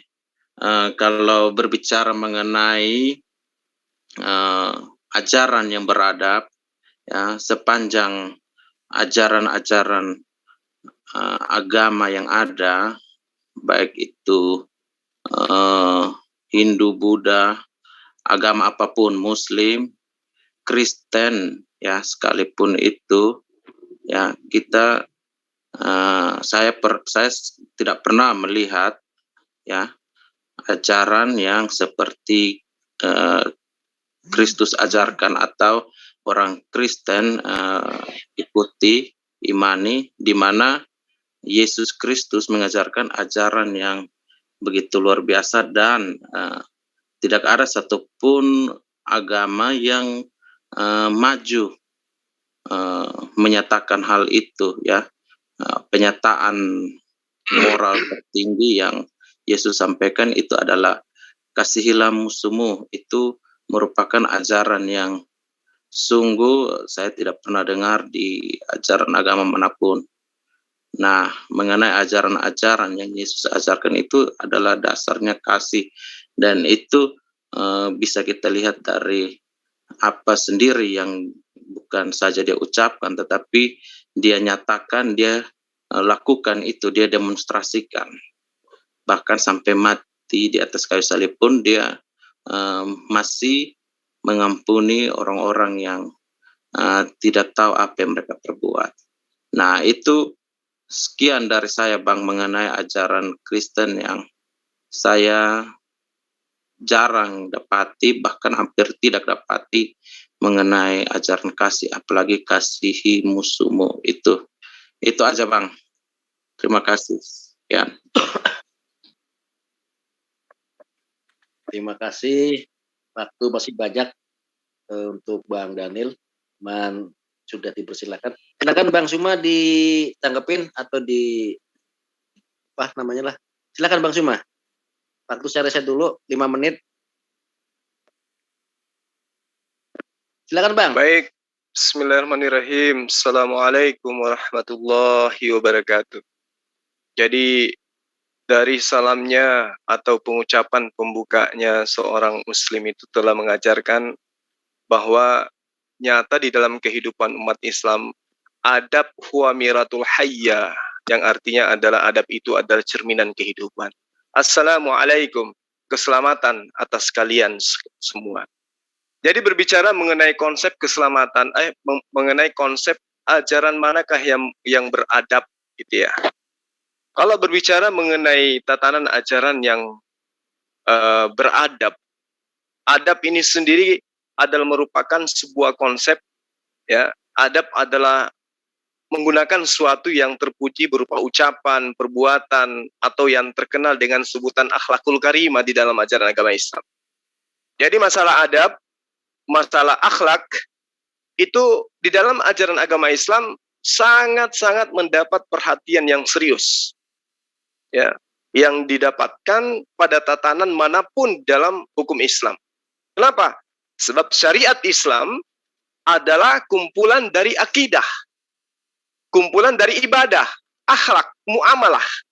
Dan itu semua tidak terpisah-pisahkan satu sama yang lain. Umat Islam tidak hanya diajarkan untuk mengasihi orang lain, ya, tetapi diajarkan untuk mengasihi seluruh makhluk. Tidak menggaungkan kasihilah musuhmu, dan seterusnya. Tetapi jauh daripada itu, umat Islam itu mengajarkan bagaimana kemudian mengasihi mulai dari tetangga. Man kana yu'minu billahi wal yaumil akhir falyuhsin ya ila jarih. Jadi dia orang beriman itu di dalam hidupnya harus berbuat baik terhadap tetangganya. Nah, kalau berbicara mengenai tetangga, berarti mau tetangga itu musuh, mau tetangga itu Nasrani, mau dia Kristen, mau dia Hindu, mau dia Buddha, dan seterusnya, perintahnya jelas. Barang siapa beriman kepada Allah dan hari kiamat, hendaklah ia berbuat baik terhadap tetangganya. Simple, sederhana, tapi ini adalah adab. Lalu dikatakan oleh Rasulullah Muhammad SAW, ya, la imana liman la amanah. Di situ dikatakan la amanatalah wala dina liman la ahdalah. Tidak ada iman bagi orang yang tidak menjaga amanah. Ini adab. Dan tidak ada agama bagi orang yang tidak menjaga janjinya. Ini adab. Dan tidak diajarkan di dalam ajaran manapun selain daripada Islam. Barang siapa tidak meninggalkan ucapan dusta dan perbuatan dusta, Allah tidak butuh dengan amalan, meninggalkan makan dan minum atau puasa. Kalau di dalam ajaran lain biasanya kita tahu fondasi imannya adalah dusta. Jika dengan dustaku kemuliaan Tuhan makin melimpah, maka bagaimanakah mungkin aku kemudian dihukumi sebagai orang yang berdosa? Jadi sahabat-sahabat sekalian, materi kita pada malam hari ini, manakah yang beradab, Islam atau Kristen? Kalau kita berbicara mengenai adab, berarti kita berbicara mengenai hukum. Bagaimana kelakuan umat Islam terhadap Tuhannya, terhadap sembahannya. Bagaimana keberadaban umat Islam, adabnya umat Islam, etikanya umat Islam terhadap sesama manusia. Bagaimana adabnya umat Islam terhadap kedua orang tua, terhadap yang lebih tua, terhadap yang lebih muda, terhadap guru, anak, dan seterusnya. Semua itu dituntun di dalam ajaran agama Islam yang kemudian dikatakan adab huwa miratul hayya. Adab adalah cerminan kehidupan. Jadi benar tidaknya seseorang itu terlihat dari cerminan dalam pola kehidupannya sehari-hari. Dalam caranya beribadah, sembahannya kepada Tuhannya, cara bergaulnya kepada sesama. Itu semua dituntun, ada tuntunannya. Ya, Makanya Islam itu datang untuk apa? Menyempurnakan akhlakul karimah. Menyempurnakan akhlak, bukan menghilangkan semua aturan-aturan Tuhan dengan asumsi bahwa apa yang menjadi aturan Tuhan di dalam ajaran-ajaran yang sudah diajarkan Tuhan dari zaman Nabi itu dihapuskan dengan adanya konsep pembunuhan terhadap satu oknum yang kemudian makanlah darahku, minumlah darahku, makanlah dagingku supaya kamu bisa terselamatkan. Itu tidak mengajarkan adab. Ya, sama sekali tidak mengajarkan adab. Demikian untuk sementara. Oke, Bang Suma, terima kasih. Silakan singkat waktu, Bang Daniel menyanggah atau menanggapi apa yang dikatakan Bang Suma. Dimulai saat Anda berbicara. Silakan. Iya, terima kasih. Saya sebenarnya tidak tertarik untuk membahas ayat-ayat Al-Quran, tetapi hanya untuk mempertegas bahwa jangan sampai ada yang mensalah tafsirkan ayat Al-Quran. Maka untuk itu saya bertanya kepada Bang Suma mengenai, ya, supaya jangan sampai saya salah paham.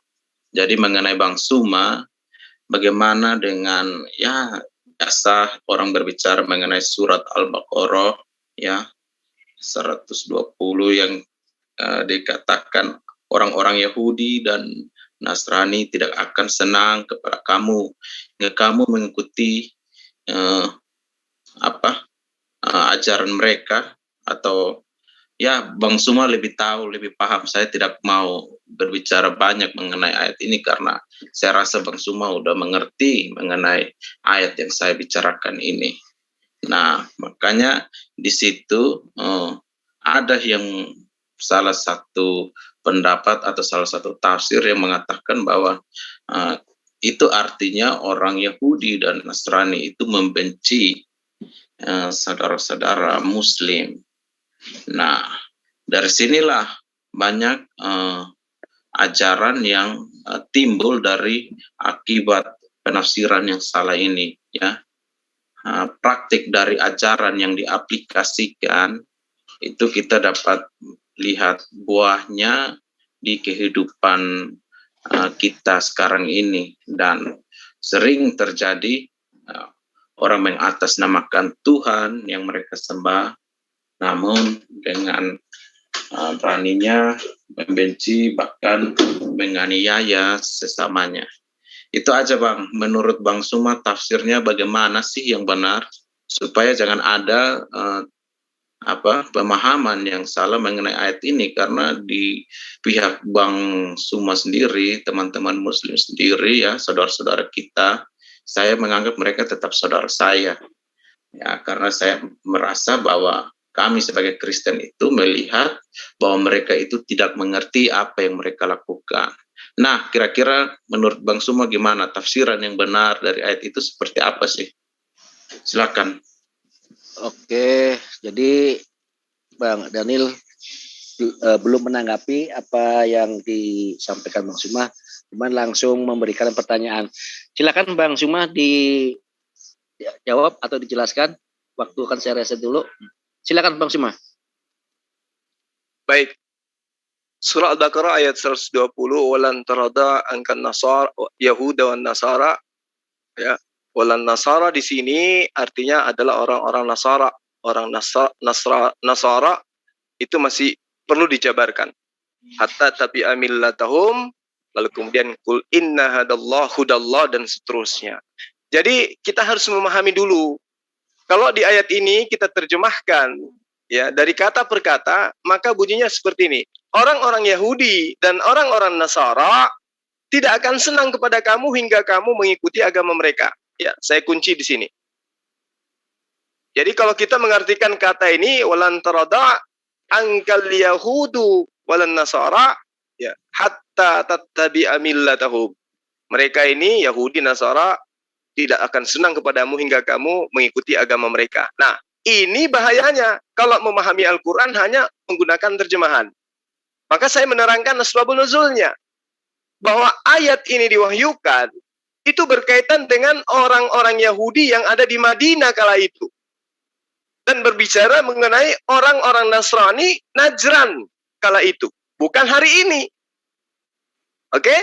Jadi orang-orang Yahudi yang ada di Madinah dan kaum Nasrani yang ada di Najran pada saat itu mengharap agar Rasulullah Muhammad SAW sholat menghadap kiblat mereka. Ya, ketika Allah Ta'ala membelokkan kiblat ke arah Ka'bah, mereka orang-orang Yahudi dan juga orang-orang Nasara ini merasa keberatan gitu loh. Mereka berkomplot dan berusaha agar supaya Rasulullah Muhammad SAW menyetujui kiblat sesuai dengan agama mereka. Maka turunlah ayat ini. Ya, maka turun ayat ini. Walan taradda anka yahudu walan nasara hatta tattabi'a millatahum. Jadi orang-orang yang ada pada saat itu tidak akan senang sebelum Rasulullah Muhammad SAW itu ibadah menghadap ke Baitul Maqdis, menghadap ke Yerusalem. Ini asbabun nuzulnya. Ini boleh dikatakan sebagai penafsirannya. Nah, ketika Rasulullah Muhammad SAW menghadap ke arah Mekah, maka mereka tidak senang. Orang-orang itu tidak senang. Ini yang perlu dipahami dengan baik. Jadi jangan diartikan, wah sekarang ini orang Islam itu ternyata punya konsep. Kita dipikirnya menuduh kita bahwa ketika mereka itu tidak ikut di agama kita tidak senang sama mereka. Bukan seperti itu penjabarannya. Makanya Ibnu Jarir mengatakan, hai Muhammad SAW, orang-orang Yahudi dan Nasara tidak akan pernah rela kepadamu selamanya. Karena itu tidak usah lagi kau cari hal yang dapat menjadikan mereka rela dan sejalan dengan mereka. Akan tetapi arahkanlah perhatianmu untuk mencapai ridha Allah dengan mengajak mereka kepada kebenaran yang kamu diutus dengannya. Nah, ini jelas. Berarti ayat ini bercerita tentang masa itu, tidak bercerita masa sekarang. Nah, saya kira Anda bisa pahami dengan baik. Lalu kemudian saya ingin bertanya kepada Anda, ya, supaya dua arah. Saya pun ingin bertanya kepada saudara, supaya apa yang Anda tanyakan saya jelaskan, apa yang saya tanyakan Anda jelaskan, gitu loh. Ya. Di dalam kitab Anda ada yang mengatakan bahwa beritakan Injil kepada seluruh makhluk. Barang siapa yang percaya akan diselamatkan, barang siapa yang tidak percaya akan dihukum. Bagaimana Anda menyikapi itu? Itu yang pertama. Kaitannya dengan dalil yang lain. Semua seteruku yang tidak mau menjadi aku rajanya, bawalah ke hadapanku, bunuhlah mereka. Nah, muatan yang ingin saya tanyakan ke sini, ketika ada perintah, jadikanlah semua orang menjadi muridku, apa yang Anda lakukan sebagai seorang Kristen? Diam aja. Tidak mengikuti ajaran itu. Tidak menginjili orang lain. Tidak mengajarkan orang lain untuk menjadi Kristen. Kalau iya, berarti Anda tidak mentaati perintah Yesus. Jadikanlah ini adalah perintah. Tidak bisa ditawar-tawar. Jadikanlah. Yang percaya akan diselamatkan. Yang tidak percaya akan dibunuh. Silakan. Terima kasih Bang Suma. Waktu saya reset. Silakan Bang Daniel untuk Oke, terima kasih. Nah, saya akan menjawab dulu yang awal tadi ya, yang sempat saya tidak jawab. Mengenai daging dan darahku, itu berbicara mengenai roti ya, yang adalah firman Tuhan, yang juga telah digenapi oleh Yesus waktu perjamuan kudus. Jadi roti dan anggur itu berbicara tentang tubuh Kristus yang juga adalah firman itu sendiri. Yesus katakan bahwa manusia tidak hidup dari roti saja, tetapi dari setiap firman yang keluar dari Allah atau setiap firman yang diucapkan Tuhan. Nah, mengenai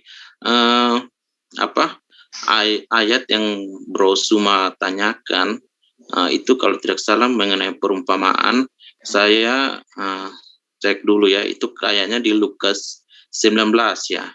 Nah, ini juga mengenai perumpamaan, ini bukan literal perintah langsung menyuruh murid-murid membunuh, tetapi ini mengenai apa yang akan terjadi, yang mengenai hari Tuhan yang akan datang ya, apabila orang-orang yang tidak percaya kepada Kristus, tidak hidup kepada Yesus dengan sungguh-sungguh, mereka itu seperti lalang yang dikumpulkan, yang dipisahkan dari gandum dan akan dicampakkan ke dalam api. Itu maksudnya. Jadi ayat-ayat di Alkitab itu dari keempat kitab Injil ini, Matius, Lukas, Markus, dan Yohanes, itu banyak berbicara tentang perumpamaan-perumpamaan yang Yesus sampaikan sendiri. Dan ada alasan Yesus menyampaikan perumpamaan itu ketika dia berbicara dengan orang Farisi, ahli Taurat, yang orang-orang yang ahli dalam menafsir ayat-ayat firman Tuhan. Yesus menyampaikan ajarannya itu dengan ajaran-ajaran yang kiasan, ya, dengan memakai perumpamaan, supaya mereka tidak mengerti sekalipun mereka menganggap diri mereka pintar. Nah, orang yang mampu mengerti ayat-ayat itu tidak akan sembarangan langsung mengira bahwa itu ajarannya untuk membunuh. Tetapi orang yang ayat itu berbicara mengenai perumpamaan. Nah, sebatas perumpamaan itu ada penjelasannya di ayat lain mengenai hari-hari terakhir atau hari-hari akhir zaman,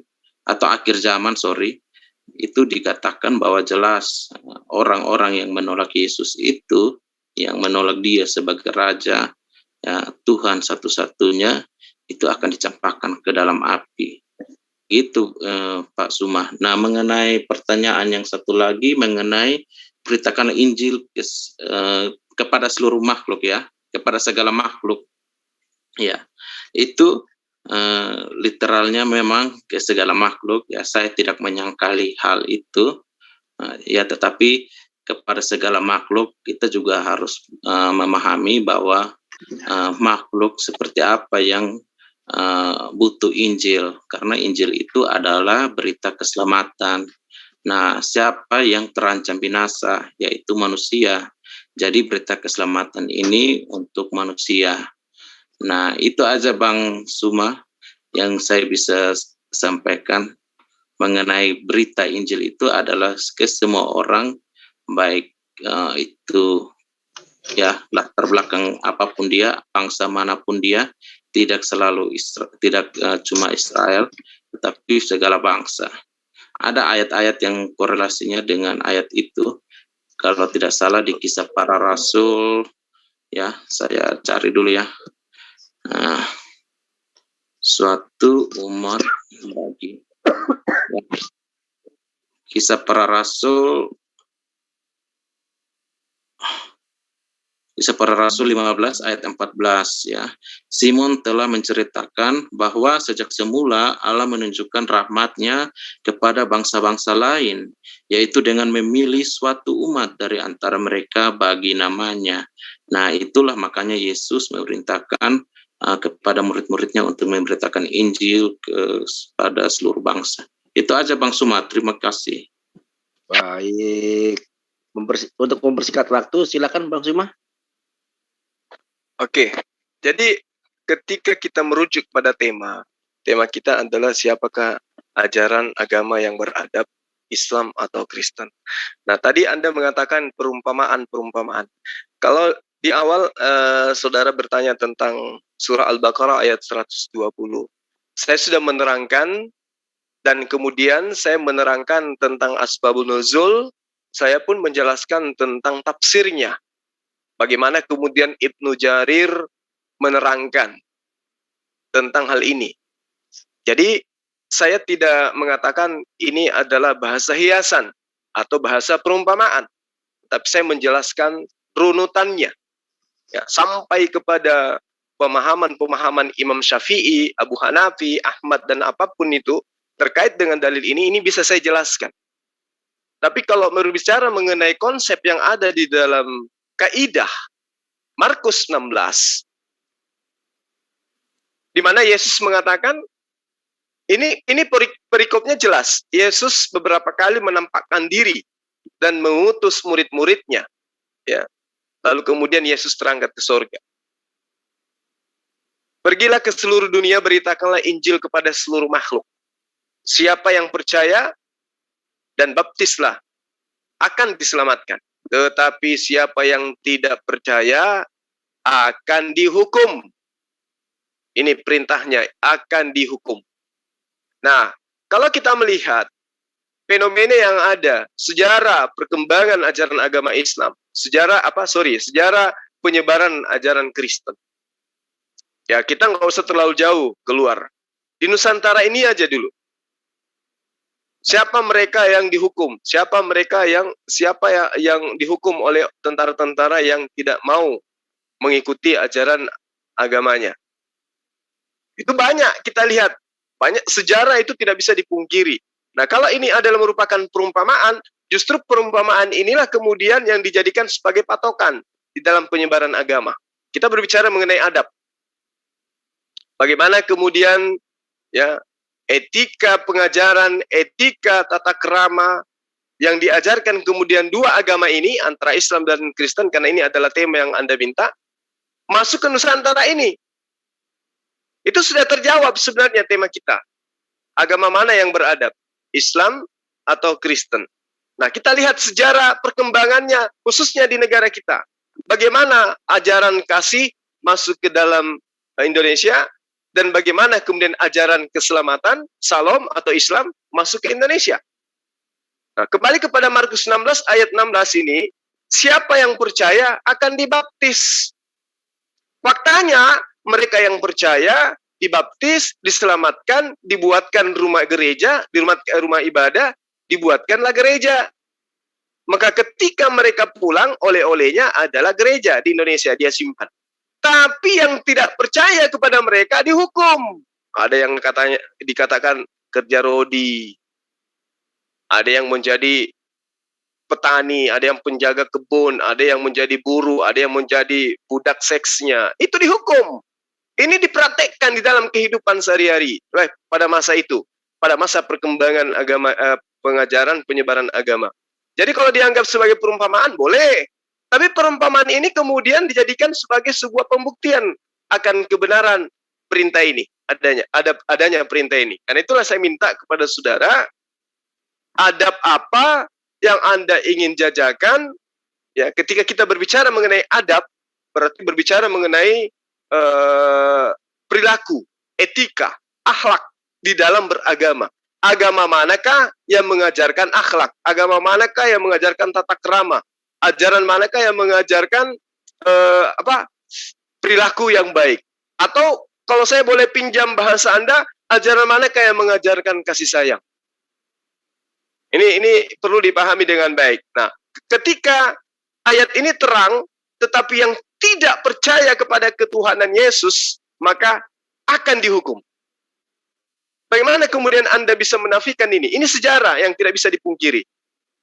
Ya.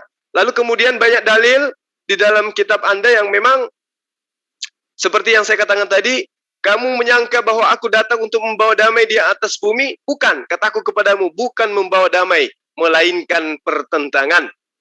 Lukas 12 ayat 49, aku datang untuk melemparkan api ke bumi, yaitu pertentangan. Dan betapa aku harapkan api itu telah menyala, yaitu pengorbanan perang. Terima kasih, Bang. Oke, silakan. Ya.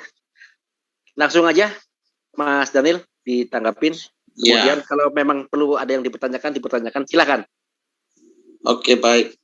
Nah, mengenai penjajahan yang Bang Suma kutip untuk menjelaskan bahwa agama Kristen itu mengajarkan sesuatu yang tidak beradab.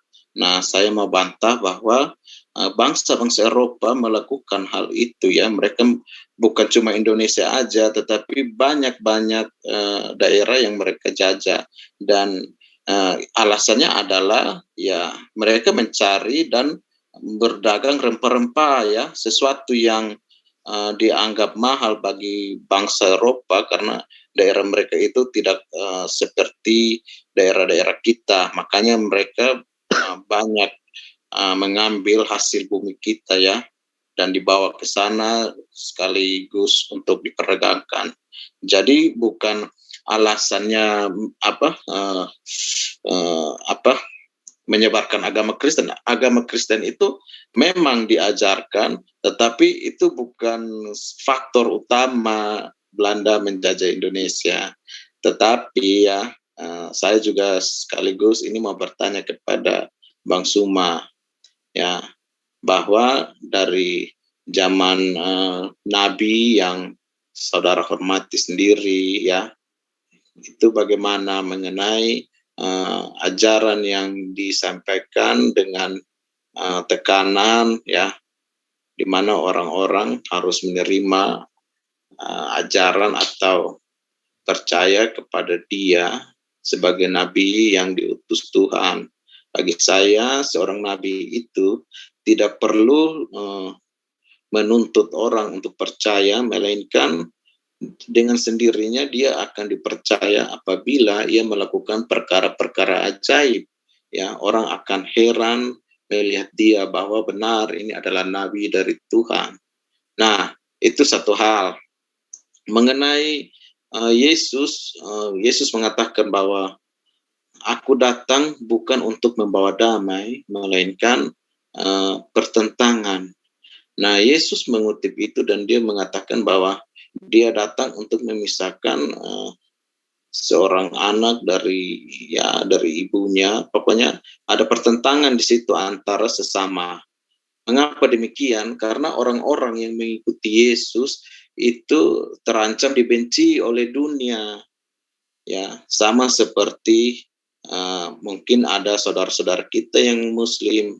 Mereka menerima Yesus tetapi dibenci oleh saudara-saudara mereka yang masih Muslim, masih beragama Islam. Dan itu terbukti, ya, di dalam kesaksian pun dinyatakan seperti itu. Jadi Yesus mengatakan hal itu sebelum hal itu terjadi. Dia sudah sampaikan bahwa kamu akan dibenci, bukan dibenci oleh orang lain tetapi oleh saudaramu sendiri. Dan itu nyata terjadi karena dia adalah Tuhan itu sendiri. Dia tahu apa yang akan terjadi mengenai kami, mengenai anak-anaknya, mengenai umatnya. Nah, itu Bang yang saya bisa saya sampaikan mengenai pertanyaan Bang tadi. Saya tidak tahu, saya lupa ada beberapa pertanyaan, tapi itu yang masih saya ingat karena banyak yang Bang jelaskan. Nah, saya mau tanya apa ya, saya jadi bingung. Ya, saya mau tanya aja ajaran, praktik dari ajaran yang diaplikasikan dari ajaran Muslim sendiri, ya. Akhir-akhir ini kita bisa lihat bahwa apakah aksi-aksi itu menggambarkan ajaran Islam atau tidak, ya. Kalau tidak, tolong klarifikasi atau disampaikan bahwa ajaran seperti itu bukan dari ajaran Nabi yang Bang Sanjung, ya, bukan dari ajaran Islam, supaya teman-teman yang di luar Muslim pun atau luar Islam pun tidak terganggu dengan teman-teman. Diperjelas Bang, apa yang dimaksud perbuatan tadi Bang? Ya, mengenai aksi-aksi yang terjadi belakangan ini, ya, saya hanya mau minta penjelasan aja apakah mereka itu melakukan itu sesuai ajaran Islam atau mereka keluar dari ajaran Islam. Kira-kira itu aja Bang. Mereka yang mana Bang?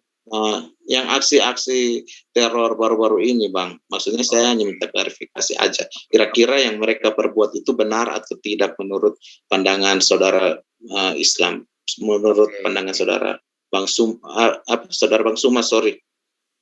Itu aja Bang. Oke, terima kasih. Dijawab. Ya, silakan Bang Suma.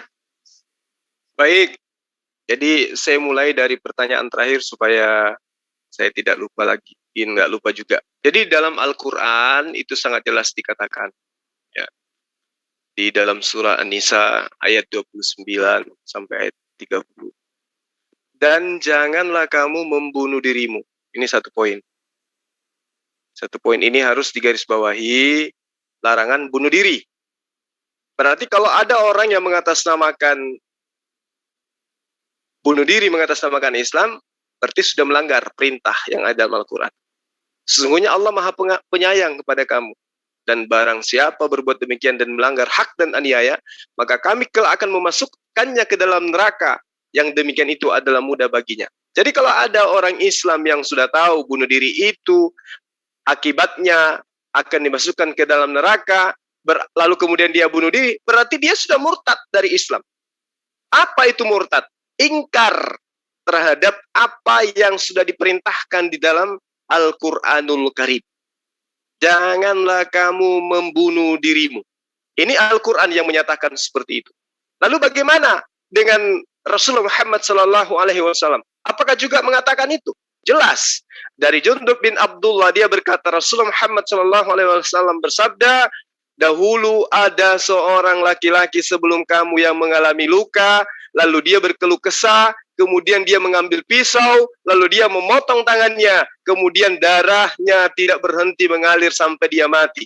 Allah Azza wa Jalla kemudian berfirman, hambaku mendahuluiku terhadap dirinya, aku haramkan surga baginya. Jelas ya?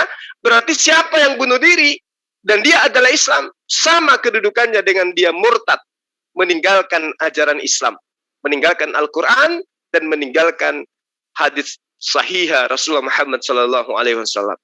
Lalu bagaimana dengan orang yang menyakiti, apalagi membunuh? Wah, itu tadi saya sudah menerangkan bagaimana kemudian dalam Islam itu memberikan perilaku yang baik terhadap tetangga. Ya, itu tidak boleh menyakiti orang lain, tidak boleh menyakiti orang-orang kufur, orang-orang kafir di luar umat Islam, itu tidak boleh.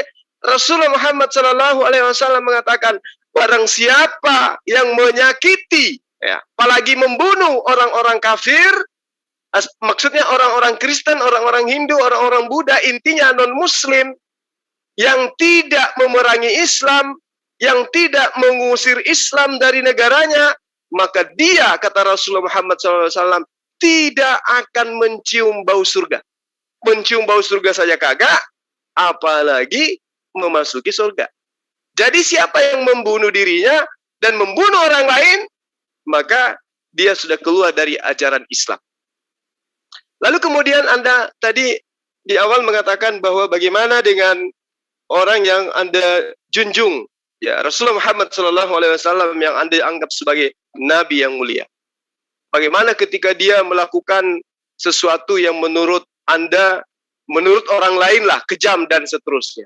Saya hanya ingin mengatakan seperti ini, bahwa apa yang tertuang di dalam kitab suci yang kemudian Anda jadikan sebagai perjanjian lama, itu jauh lebih sadis daripada apa yang dilakukan oleh Rasulullah Muhammad SAW. Rasulullah Muhammad SAW itu berperang. Ketika diperangi, ketika dijajah, ketika agamanya dinista, barulah kemudian melakukan peperangan. Ya, di dalam Ulangan 13 ayat 7 sampai ayat 12, bunuhlah pengikut agama lain. Kalau di Islam tidak ada dalil ini, bunuhlah Kristen, bunuhlah orang yang beragama lain, tidak ada.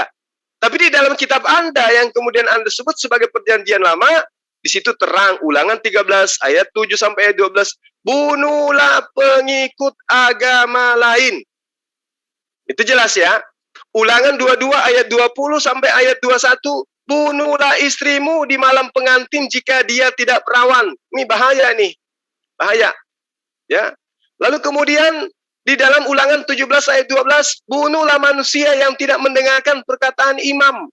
Jadi dalam kitab Anda itu, bunuhlah paranormal, bunuhlah waria, bunuhlah peramal, bunuhlah orang yang memukul orang tuanya, hukum matilah orang yang menyumpahi orang tuanya, bunuhlah manusia yang bermain serong, bakarlah anak gadis wanita yang ngeseks sebelum menikah, bantailah manusia yang beragama lain, bantailah yang tidak percaya Tuhan, bunuhlah anakmu jika dia tidak mengaku sebagai nabi, bunuhlah seluruh isi kota jika kamu menemukan satu saja orang yang tidak beragama seperti agamamu.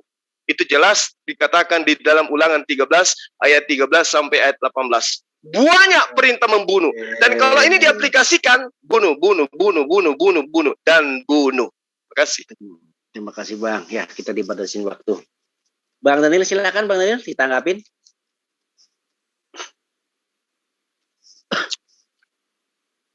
Bang Daniel. Oke, sorry. Ya. Nah, mengenai pertanyaan yang tadi saya tanyakan, saya pikir Bang Suma belum menjawab, melainkan hanya mengutip, mencoba mengutip ayat Alkitab untuk membenarkan apa yang telah Sang Baginda Rasulullah Nabi Muhammad melakukan hal itu. Jadi maksud saya, jelaskan dulu bagaimana pendapat Bang Suma mengenai hal itu sebelum membela apa yang dilakukan oleh Baginda Nabi, ya. Jadi jangan mencari kesalahan yang ada, mencari-cari kesalahan di Alkitab, lalu dengan hal itu membenarkan apa yang telah dibuat oleh Nabi. Nah, bagi saya begitu, supaya terlihat jelas bedanya. Karena saya bisa menjelaskan mengenai di Perjanjian Lama itu. Di Perjanjian Lama itu banyak yang dibunuh. Kenapa? Karena mereka itu telah melanggar ketentuan hukum, ya, yang Tuhan telah sampaikan kepada Musa, ya, hukum Taurat lah kalau mau dikatakan. Nah, hukum-hukum ini harus dipatuhi oleh orang Israel. Kenapa? Karena mereka dijanjikan untuk masuk ke dalam tanah yang dijanjikan itu. Ya, jadi sebelum mereka masuk ke tanah perjanjian itu, hati mereka harus bersih, ya. Pola hidup mereka yang dari masa dijajah itu oleh bangsa-bangsa lain itu harus ditinggalkan. Perbuatan-perbuatan keji yang telah hidup dalam kehidupan mereka karena mereka dijajah lumayan lama kan oleh Mesir. Nah, pola-pola hidup yang telah terbentuk sekian ratus tahun itu harus diubah sebelum mereka masuk ke tanah perjanjian. Jadi aturan-aturan yang diberikan oleh Tuhan itu sebenarnya untuk melatih, ya, orang Israel sebelum mereka mendapatkan janji itu. Tetapi kita lihat bahwa mereka melanggar dan mereka pun harus menerima ganjarannya, yaitu dihukum mati. Supaya apa? Supaya turunan dari Israel ini jangan ada yang cacat bercela, tetapi itu pun tidak berhasil. Makanya jalan satu-satunya yang bisa melakukan pendamaian itu adalah Tuhan Yesus Kristus. Dialah yang telah melakukan seluruh ketentuan hukum Taurat, ya. Itu konteksnya yang bisa saya jelaskan. Nah, kembali mengenai Nabi Muhammad, ya. Itu saya belum mendapatkan penjelasan dari Bang Suma. Bang Suma hanya mengambil referensi dari kitab Ulangan untuk sebagai pembanding dengan Nabi Muhammad supaya bisa dibenarkan apa yang Nabi Muhammad lakukan. Saya rasa itu kurang kurang cukup, ya, atau tidak menjelaskan apa-apa mengenai ajaran yang diajarkan oleh Nabi Muhammad yang tertulis di Al-Quran. Harusnya ada pembeda Al-Quran dengan Alkitab. Paling tidak Al-Quran, apa yang diajarkan Nabi Muhammad jangan dicontohi, jangan mencontohi apa yang ada di Alkitab. Kalau menurut teman-teman Muslim bahwa ajaran ini menyempurnakan ajaran yang sebelumnya. Harusnya ajaran yang sempurna menyempurnakan ajaran yang sebelumnya, dia harus lebih jauh lebih baik dari ajaran sebelumnya, bukan ikut-ikutan bunuh orang, ya. Itu maksud saya. Terima kasih. Silakan. Oke, terima kasih Bang Daniel. Silakan Bang Suma, mungkin di Nabi Muhammad Rasul kita perilakunya. Silakan Bang Suma. Baik. Jadi tadi sebenarnya saya sudah menjelaskan, ya, tapi mungkin saudara tidak memahami lebih jauh. Di dalam Al-Quran diterangkan, saya ambil salah satu contoh. Uzina lilladina yuqataluna bi'annahum zulimu. Lalu kemudian dikatakan wa innallaha ala nasrihim ya laqadir. Jadi ini ayat ketika Allah menerangkan tentang apa yang kemudian Anda pertanyakan. Jadi Rasulullah Muhammad SAW itu tidak pernah memicu peperangan kecuali kaum muslimin itu dizalimi atau diusir dari tanah mereka tanpa hak. Ini yang perlu dipahami. Jadi ayat ini telah diizinkan berperang bagi orang-orang yang diperangi karena sesungguhnya mereka telah dianiaya dan sesungguhnya Allah benar-benar Maha Kuasa menolong mereka, yaitu orang-orang yang telah diusir dari kampung halaman mereka tanpa alasan yang benar, kecuali karena mereka berkata, Rabb kami hanyalah Allah. Begitupun perintah untuk berperang, datang untuk memerangi orang-orang yang memulai terlebih dahulu, dan bukan dalam keadaan damai. Sebab Allah sangat membenci permusuhan, meskipun peperangan itu terhadap kaum non-muslim sekalipun. Ini yang perlu Anda pahami, ya. Jadi, tujuan perang itu sendiri, tak lain adalah hanya untuk membela diri, membela keluarga, membela negara, membela agama. Namun Allah mengingatkan agar tidak melampaui batas. Tidak seperti model perang yang ada di dalam perjanjian lama. Jadi apa yang disempurnakan oleh Islam? Yang disempurnakan oleh Islam adalah metode perang.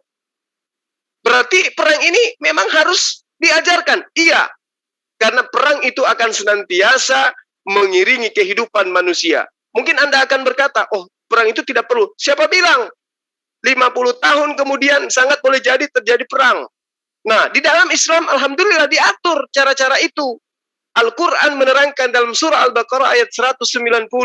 Apa kata Allah? Dan perangilah di jalan Allah orang-orang yang memerangi kamu.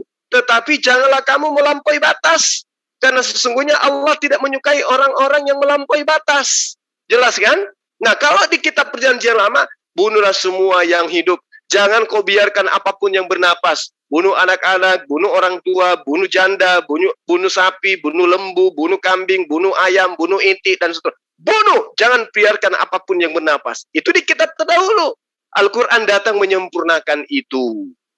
Berperanglah di jalan Allah, orang-orang yang memerangi kamu. Tetapi jangan melampaui batas. Karena sesungguhnya Allah tidak menyukai orang yang melampaui batas.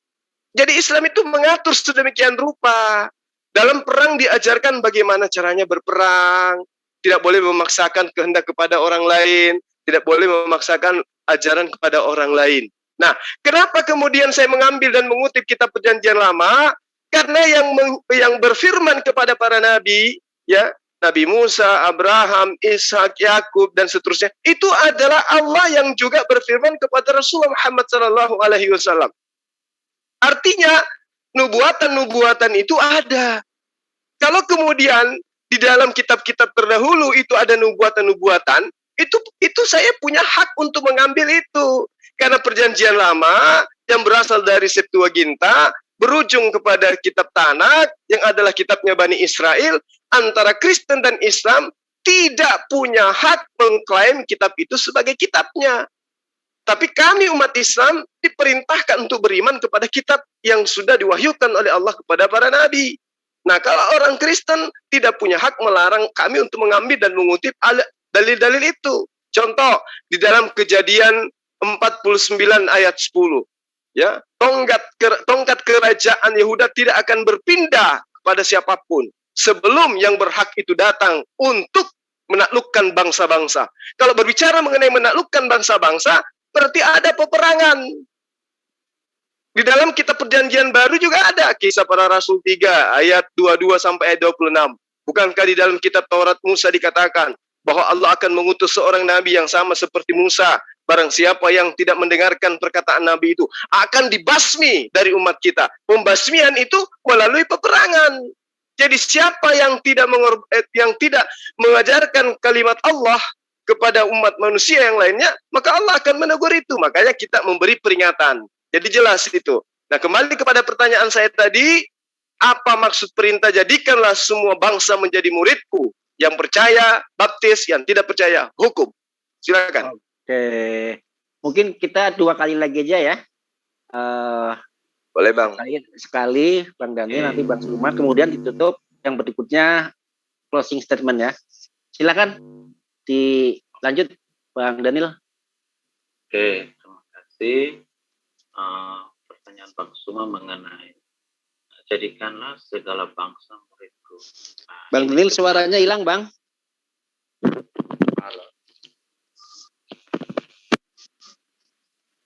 Halo, sorry saya sudah. Siap, bagus. Lanjut.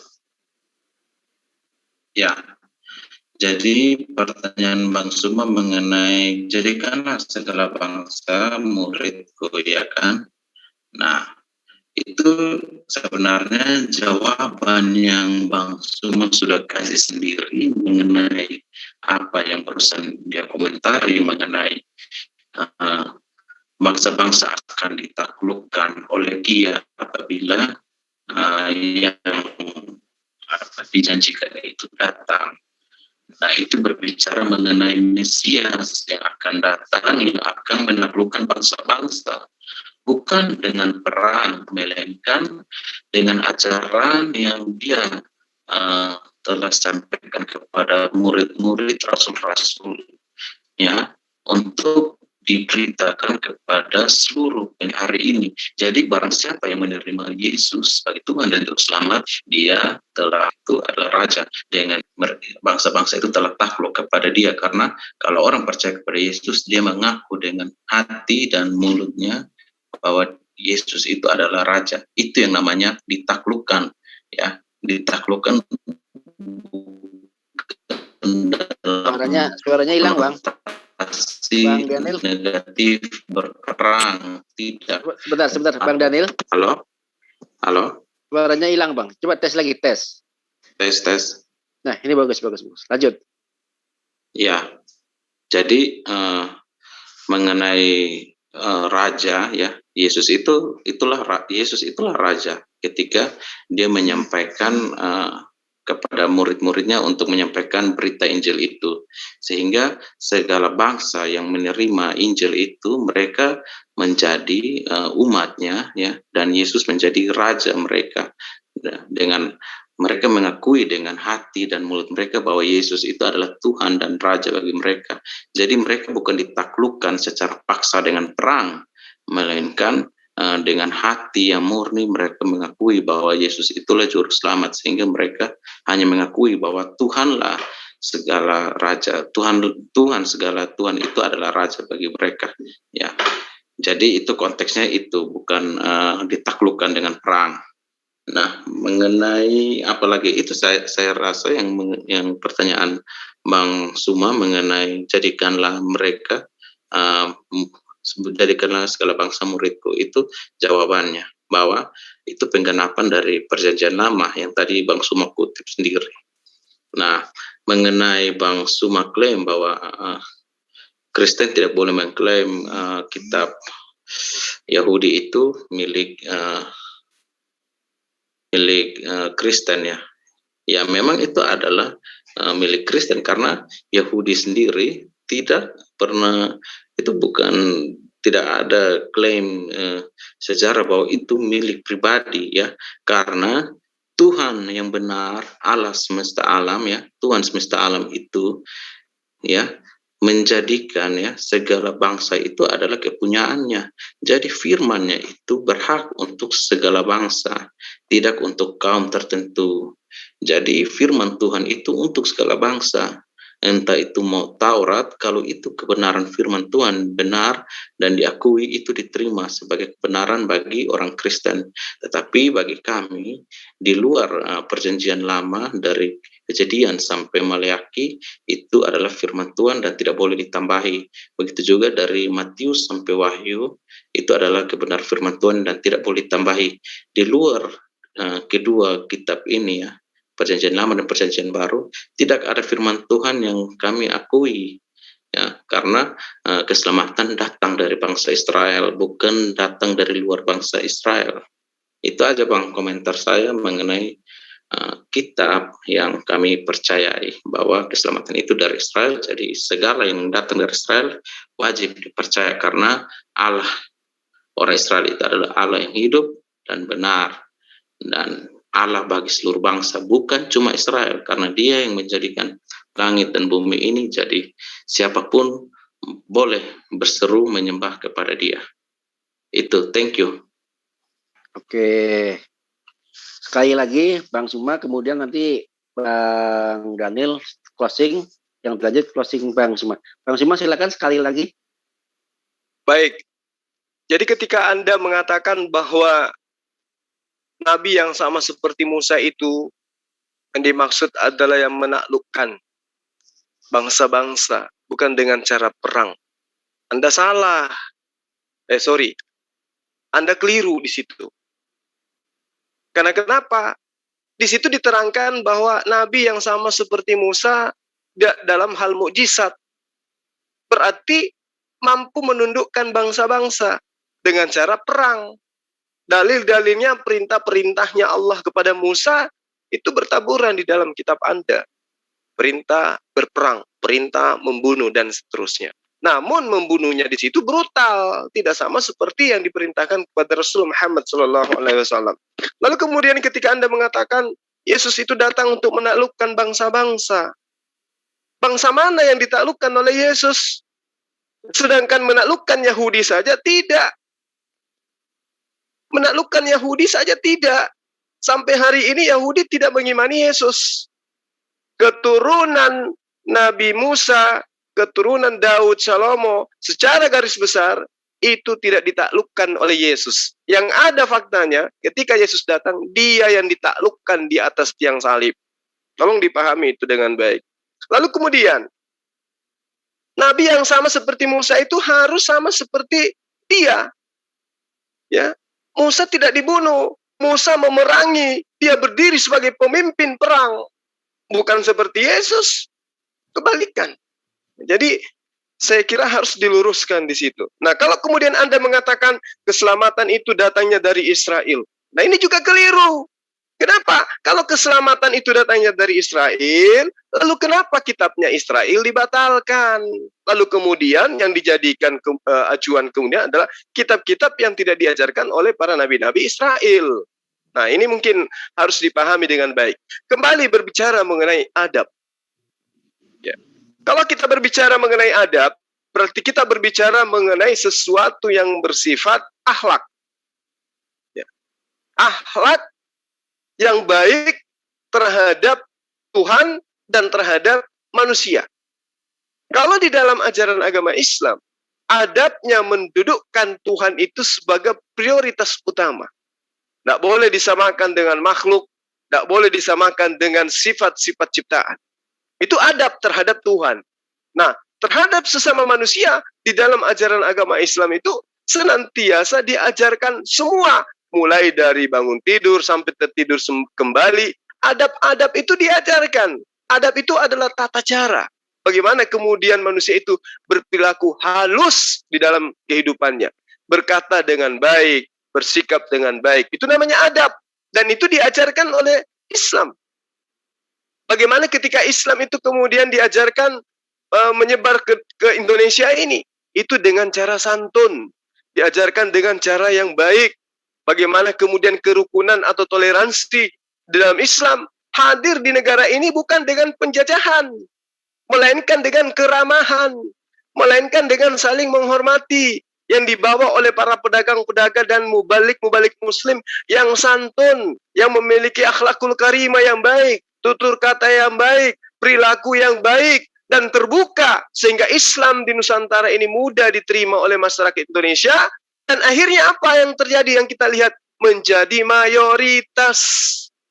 Bagaimana dengan ajaran yang diajarkan dengan adab yang tidak baik? Dibawa dengan cara penjajahan, penindasan, pembunuhan, kekerasan, perampokan rempah-rempah, dan seterusnya dan seterusnya. Apakah mereka bisa mayoritas? Meski mereka menekan negara ini kurang lebih 3 abad lebih, apakah mereka bisa mayoritas? Tidak. Kenapa? Karena mereka tidak mempertontonkan adab yang baik, tidak mempertontonkan akhlak yang mulia, tidak. Meski kemudian boroknya ditutupi dengan slogan kasih, tapi mau robek kuping juga mendengarkan kasih, kasih, kasih, kasih. Sejarah tidak bisa dipungkiri Sejarah tidak bisa ditipu, sejarah nggak bisa ditutupin. Jutaan anak menjadi yatim, jutaan wanita menjadi janda, orang meninggal. Itu karena apa? Karena slogan kasih. Tapi implementasi dalam kehidupan sehari nonsen. Karena itulah siapa yang tidak percaya hukum, siapa yang percaya baptis. Ini yang Anda belum jelaskan. Terima kasih. Oke. Langsung closing statement Bang Daniel. Oke. Silakan. Terima kasih. Baik. Nah, dari pemaparan dari Saudara Suma, ya, saya sudah menangkap beberapa. Halo? Halo? Halo. Ya. Oke.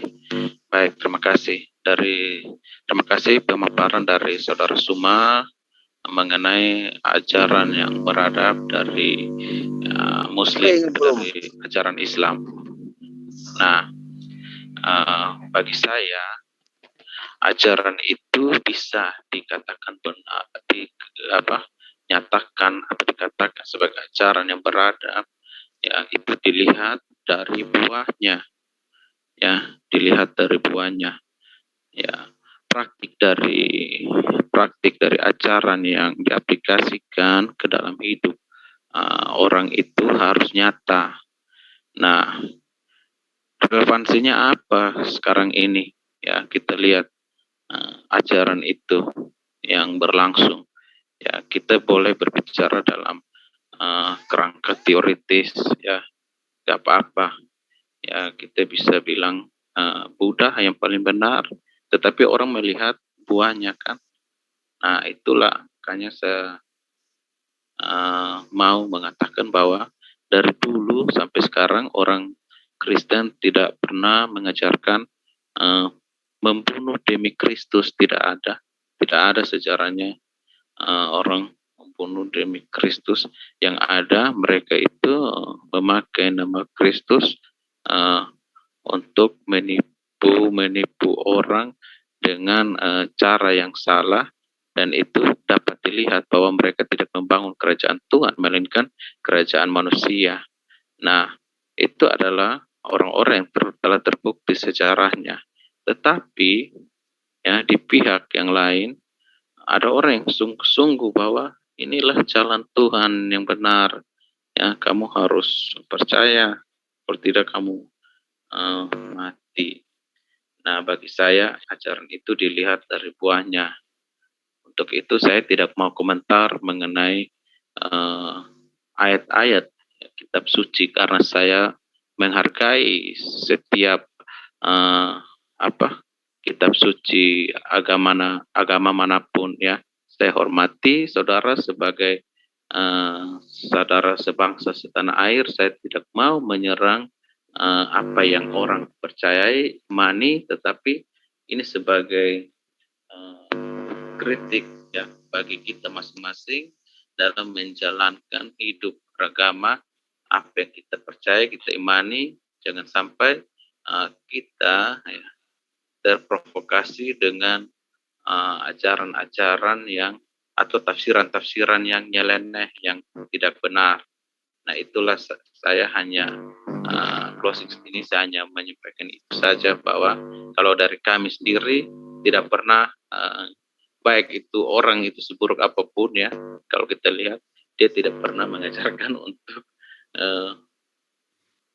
mengajarkan Alkitab untuk membunuh orang, nggak pernah. Itu yang saya bisa sampaikan. Terima kasih. Oke, terima kasih Bang Daniel closing statement-nya. Bang Suma, silakan Bang Suma closing statement. Baik. Jadi tema kita malam ini adalah berbicara mengenai adab. Kalau kemudian diarahkan kepada buah dari pengajaran, ya sama seperti yang saya terangkan tadi. Jadikanlah seluruh bangsa menjadi pengikutku atau muridku. Jadikanlah, ini perintah. Ya. Jadikanlah menjadi muridku. Yang percaya baptis, yang mau jadi muridku baptis, yang tidak mau jadi muridku dihukum. Nah, ini harus digarisbawahi. Dihukum ini maksudnya dia apa? Diayun, dicium, dipeluk, dikasih duit, dikasih hidup yang enak, dikasih tentram dalam hidupnya, atau diapain? Silakan Anda artikan sendiri. Allah Subhanahu wa taala dalam Al-Qur'an menerangkan dalam surah Asy-Syura ayat 40, dan balasan suatu kejahatan adalah kejahatan yang serupa. Barang siapa yang memaafkan dan berbuat baik, pahalanya atas tanggungan Allah. Sesungguhnya Dia tidak menyukai orang-orang yang zalim. Ayat ini dipraktekkan oleh pejuang-pejuang Islam ketika para penjajah diusir, pejuang Islam dimaafkan juga pengikut-pengikutnya. Lalu kemudian Allah juga menerangkan di dalam dalil-dalil yang sangat jelas, ya, bahwa dalam surah Al-Fusilat, di Fusilat ayat 34, dan tidaklah sama kebaikan dan kejahatan. Tolaklah kejahatan itu dengan cara yang lebih baik, maka tiba-tiba orang yang di antara kamu dan antara dia ada permusuhan, seolah-olah telah menjadi teman yang setia. Dan sifat-sifat yang baik itu tidak dianugerahkan melainkan kepada orang-orang yang sabar, dan tidak dianugerahkan melainkan kepada orang-orang yang mempunyai keuntungan yang besar. Jadi jelas di dalam tuntunan Rasulullah Muhammad SAW melalui Al-Quran dan juga melalui hadisnya, dikatakan lagi, jika benar yang kamu ucapkan seolah-olah kamu menebarkan abu panas kepada mereka, kamu senantiasa mendapat penolong dari Allah atas mereka selama kamu di atas hal itu. Jadi sahabat-sahabat sekalian, ya, adab dalam ajaran agama Islam itu sangat dijunjung tinggi. Jadi materi-materi pengajarannya itu sangat bermanfaat kepada kita. Dalam surah Asy-Syura yang saya katakan tadi, balaslah sesuatu kejahatan, balasan suatu kejahatan adalah kejahatan yang serupa barang siapa memaafkan, ya, barang siapa yang memaafkan dan berbuat baik, pahalanya atas tanggungan Allah. Sesungguhnya Dia tidak menyukai orang-orang yang zalim. Nah, ini dalilnya sangat jelas.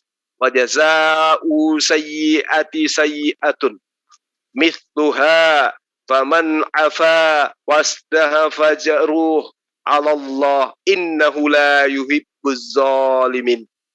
Dan balasan suatu kejahatan adalah kejahatan yang serupa. Jadi kalau ada yang ada penjahat dibalas dengan kejahatan, maka Allah mengatakan pembalasannya itu adalah sama dengan kejahatan. Jadi penjahat yang kemudian dilakukan sesuatu perilaku yang jahat dibalas dengan kejahatan, sama-sama jahat. Maka Allah tidak menginginkan itu. Maka Allah mengatakan barang siapa, ya, yang memaafkan dan berbuat baik, pahalanya atas tanggungan Allah. Berarti ini sama, kasihilah musuhmu. Ya, dalam arti kata orang-orang yang masih bisa diberi kebaikan, kebenaran, masih bisa mendengarkan nasihat, maafkan.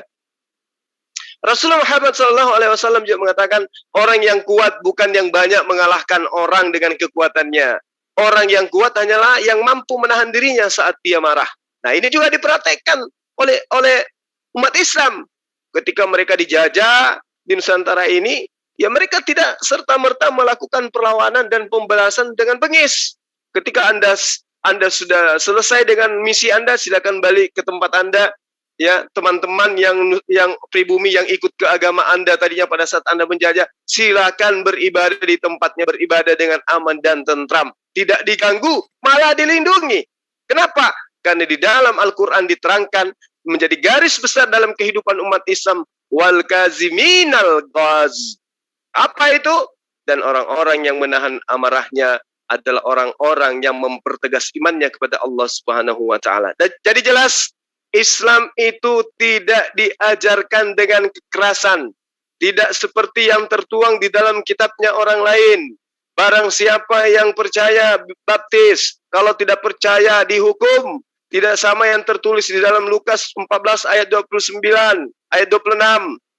Jika orang mau menjadi muridku, tapi dia tidak membenci ayahnya, ibunya, neneknya, kakeknya, anaknya, istrinya, anunya, ininya, tidak boleh menjadi muridku.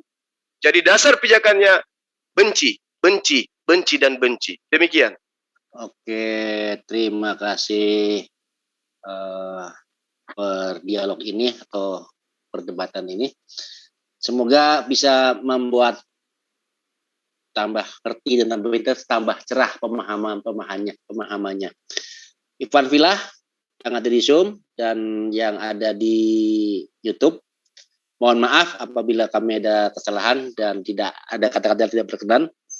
Langsung saya tutup saja ya, Ustadz ya, Bang Daniel. Mohon maaf.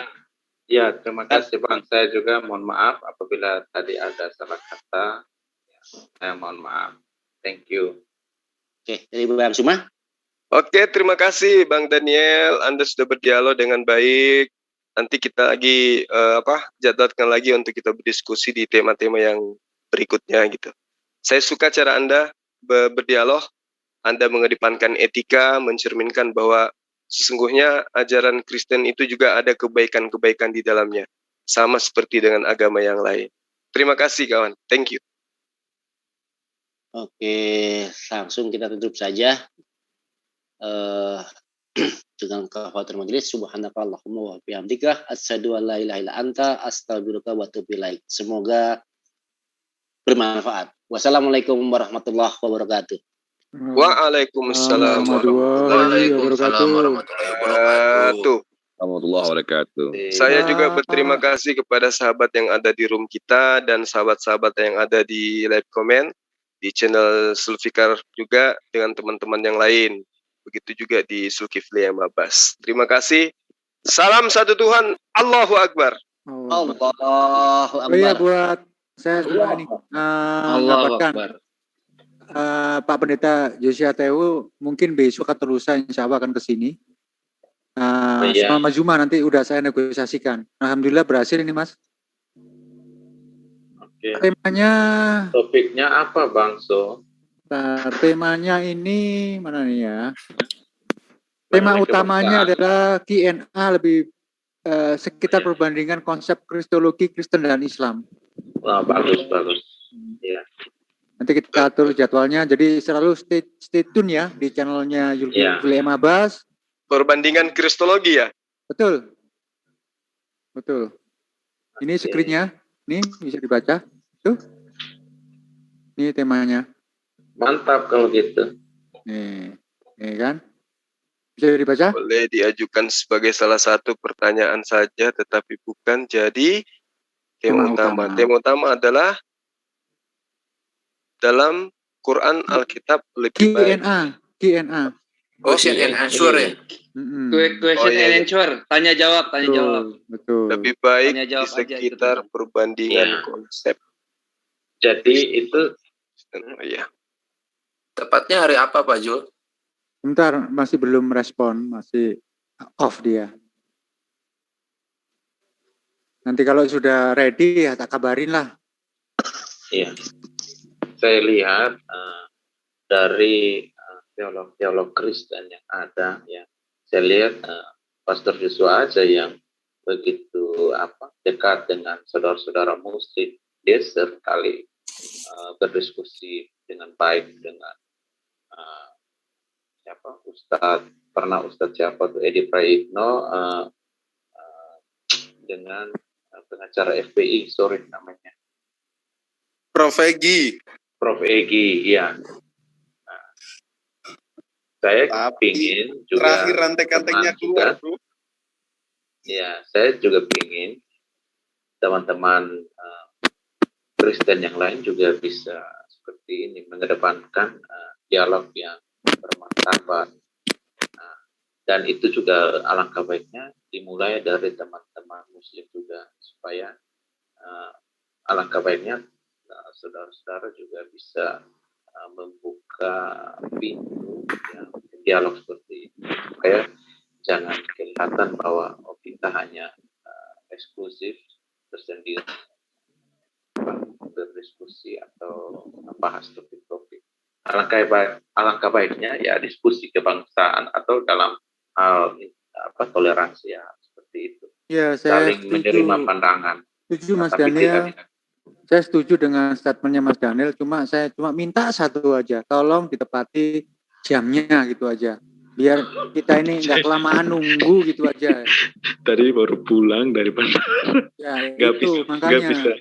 Nggak bisa itu. Kalau Mas Daniel mau mengajak dengan niat kebaikan, kuncinya cuma satu, tepati janjinya. Iya, makanya saya tadi minta maaf. Aku tadi duduk itu udah mengakar ini, pantatku ini nungguin lama banget. Tadi itu memang tidak semuanya di luar schedule kan. Tiba-tiba, iya, tiba-tiba. Nah, ya. Enggak, tiba-tiba saya harus ke bandara kan, jemput. Ya kemarin kan ke rumah sakit, terus ke bandara. Iya, ya. dari rumah sakit itu kan sudah pulang. Jadi, Kan rumah saya kan di Bekasi, di Harapan Indah. Nah, harus lagi ke bandara. Setelah itu diantar ke Citos, kita masih makan kan tadi Bang lihat itu.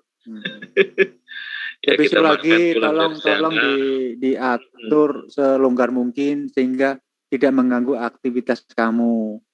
Bisa dijadwalkan ulang, nanti kontak saya aja atau kontak tim kami, hari apa, jam berapa, temanya apa, nanti tetap kita bantu untuk melive-kan. Bukan demikian Mas Juma? Mas Juma tadi udah nungguin. Iya benar Bang. Makanya tanyakan aja itu. Tanyakan sama juga, Mas Zulkifli itu. Itu saya yakin itu pantatan sudah panas saking lamanya nungguin. Saya juga nggak enak kan. Saya yang buat topik, saya yang ajukan, saya yang tentukan waktu, tapi terlambat. Nah, sekarang saya jadi nggak enak. Saya beri kesempatan mumpung ada yang live, silakan meminta maaf. Oke. Segala sesuatu harus formal ya. Iya. Jadi teman-teman ya, saya mohon maaf mengenai keterlambatan tadi itu tidak bisa mengadakan, tetapi memang itu mendadak, tidak direkayasa dan hilang-hilang. Tidak bisa diabaikan. Makanya saya juga begitu saya lihat waktunya, wah ini Bang Zulkifli sudah chat saya. Saya akhirnya merespon di jalan kan, saya langsung respon beliau, saya telepon tapi belum diangkat, mungkin lagi di Zoom jadi tidak lihat.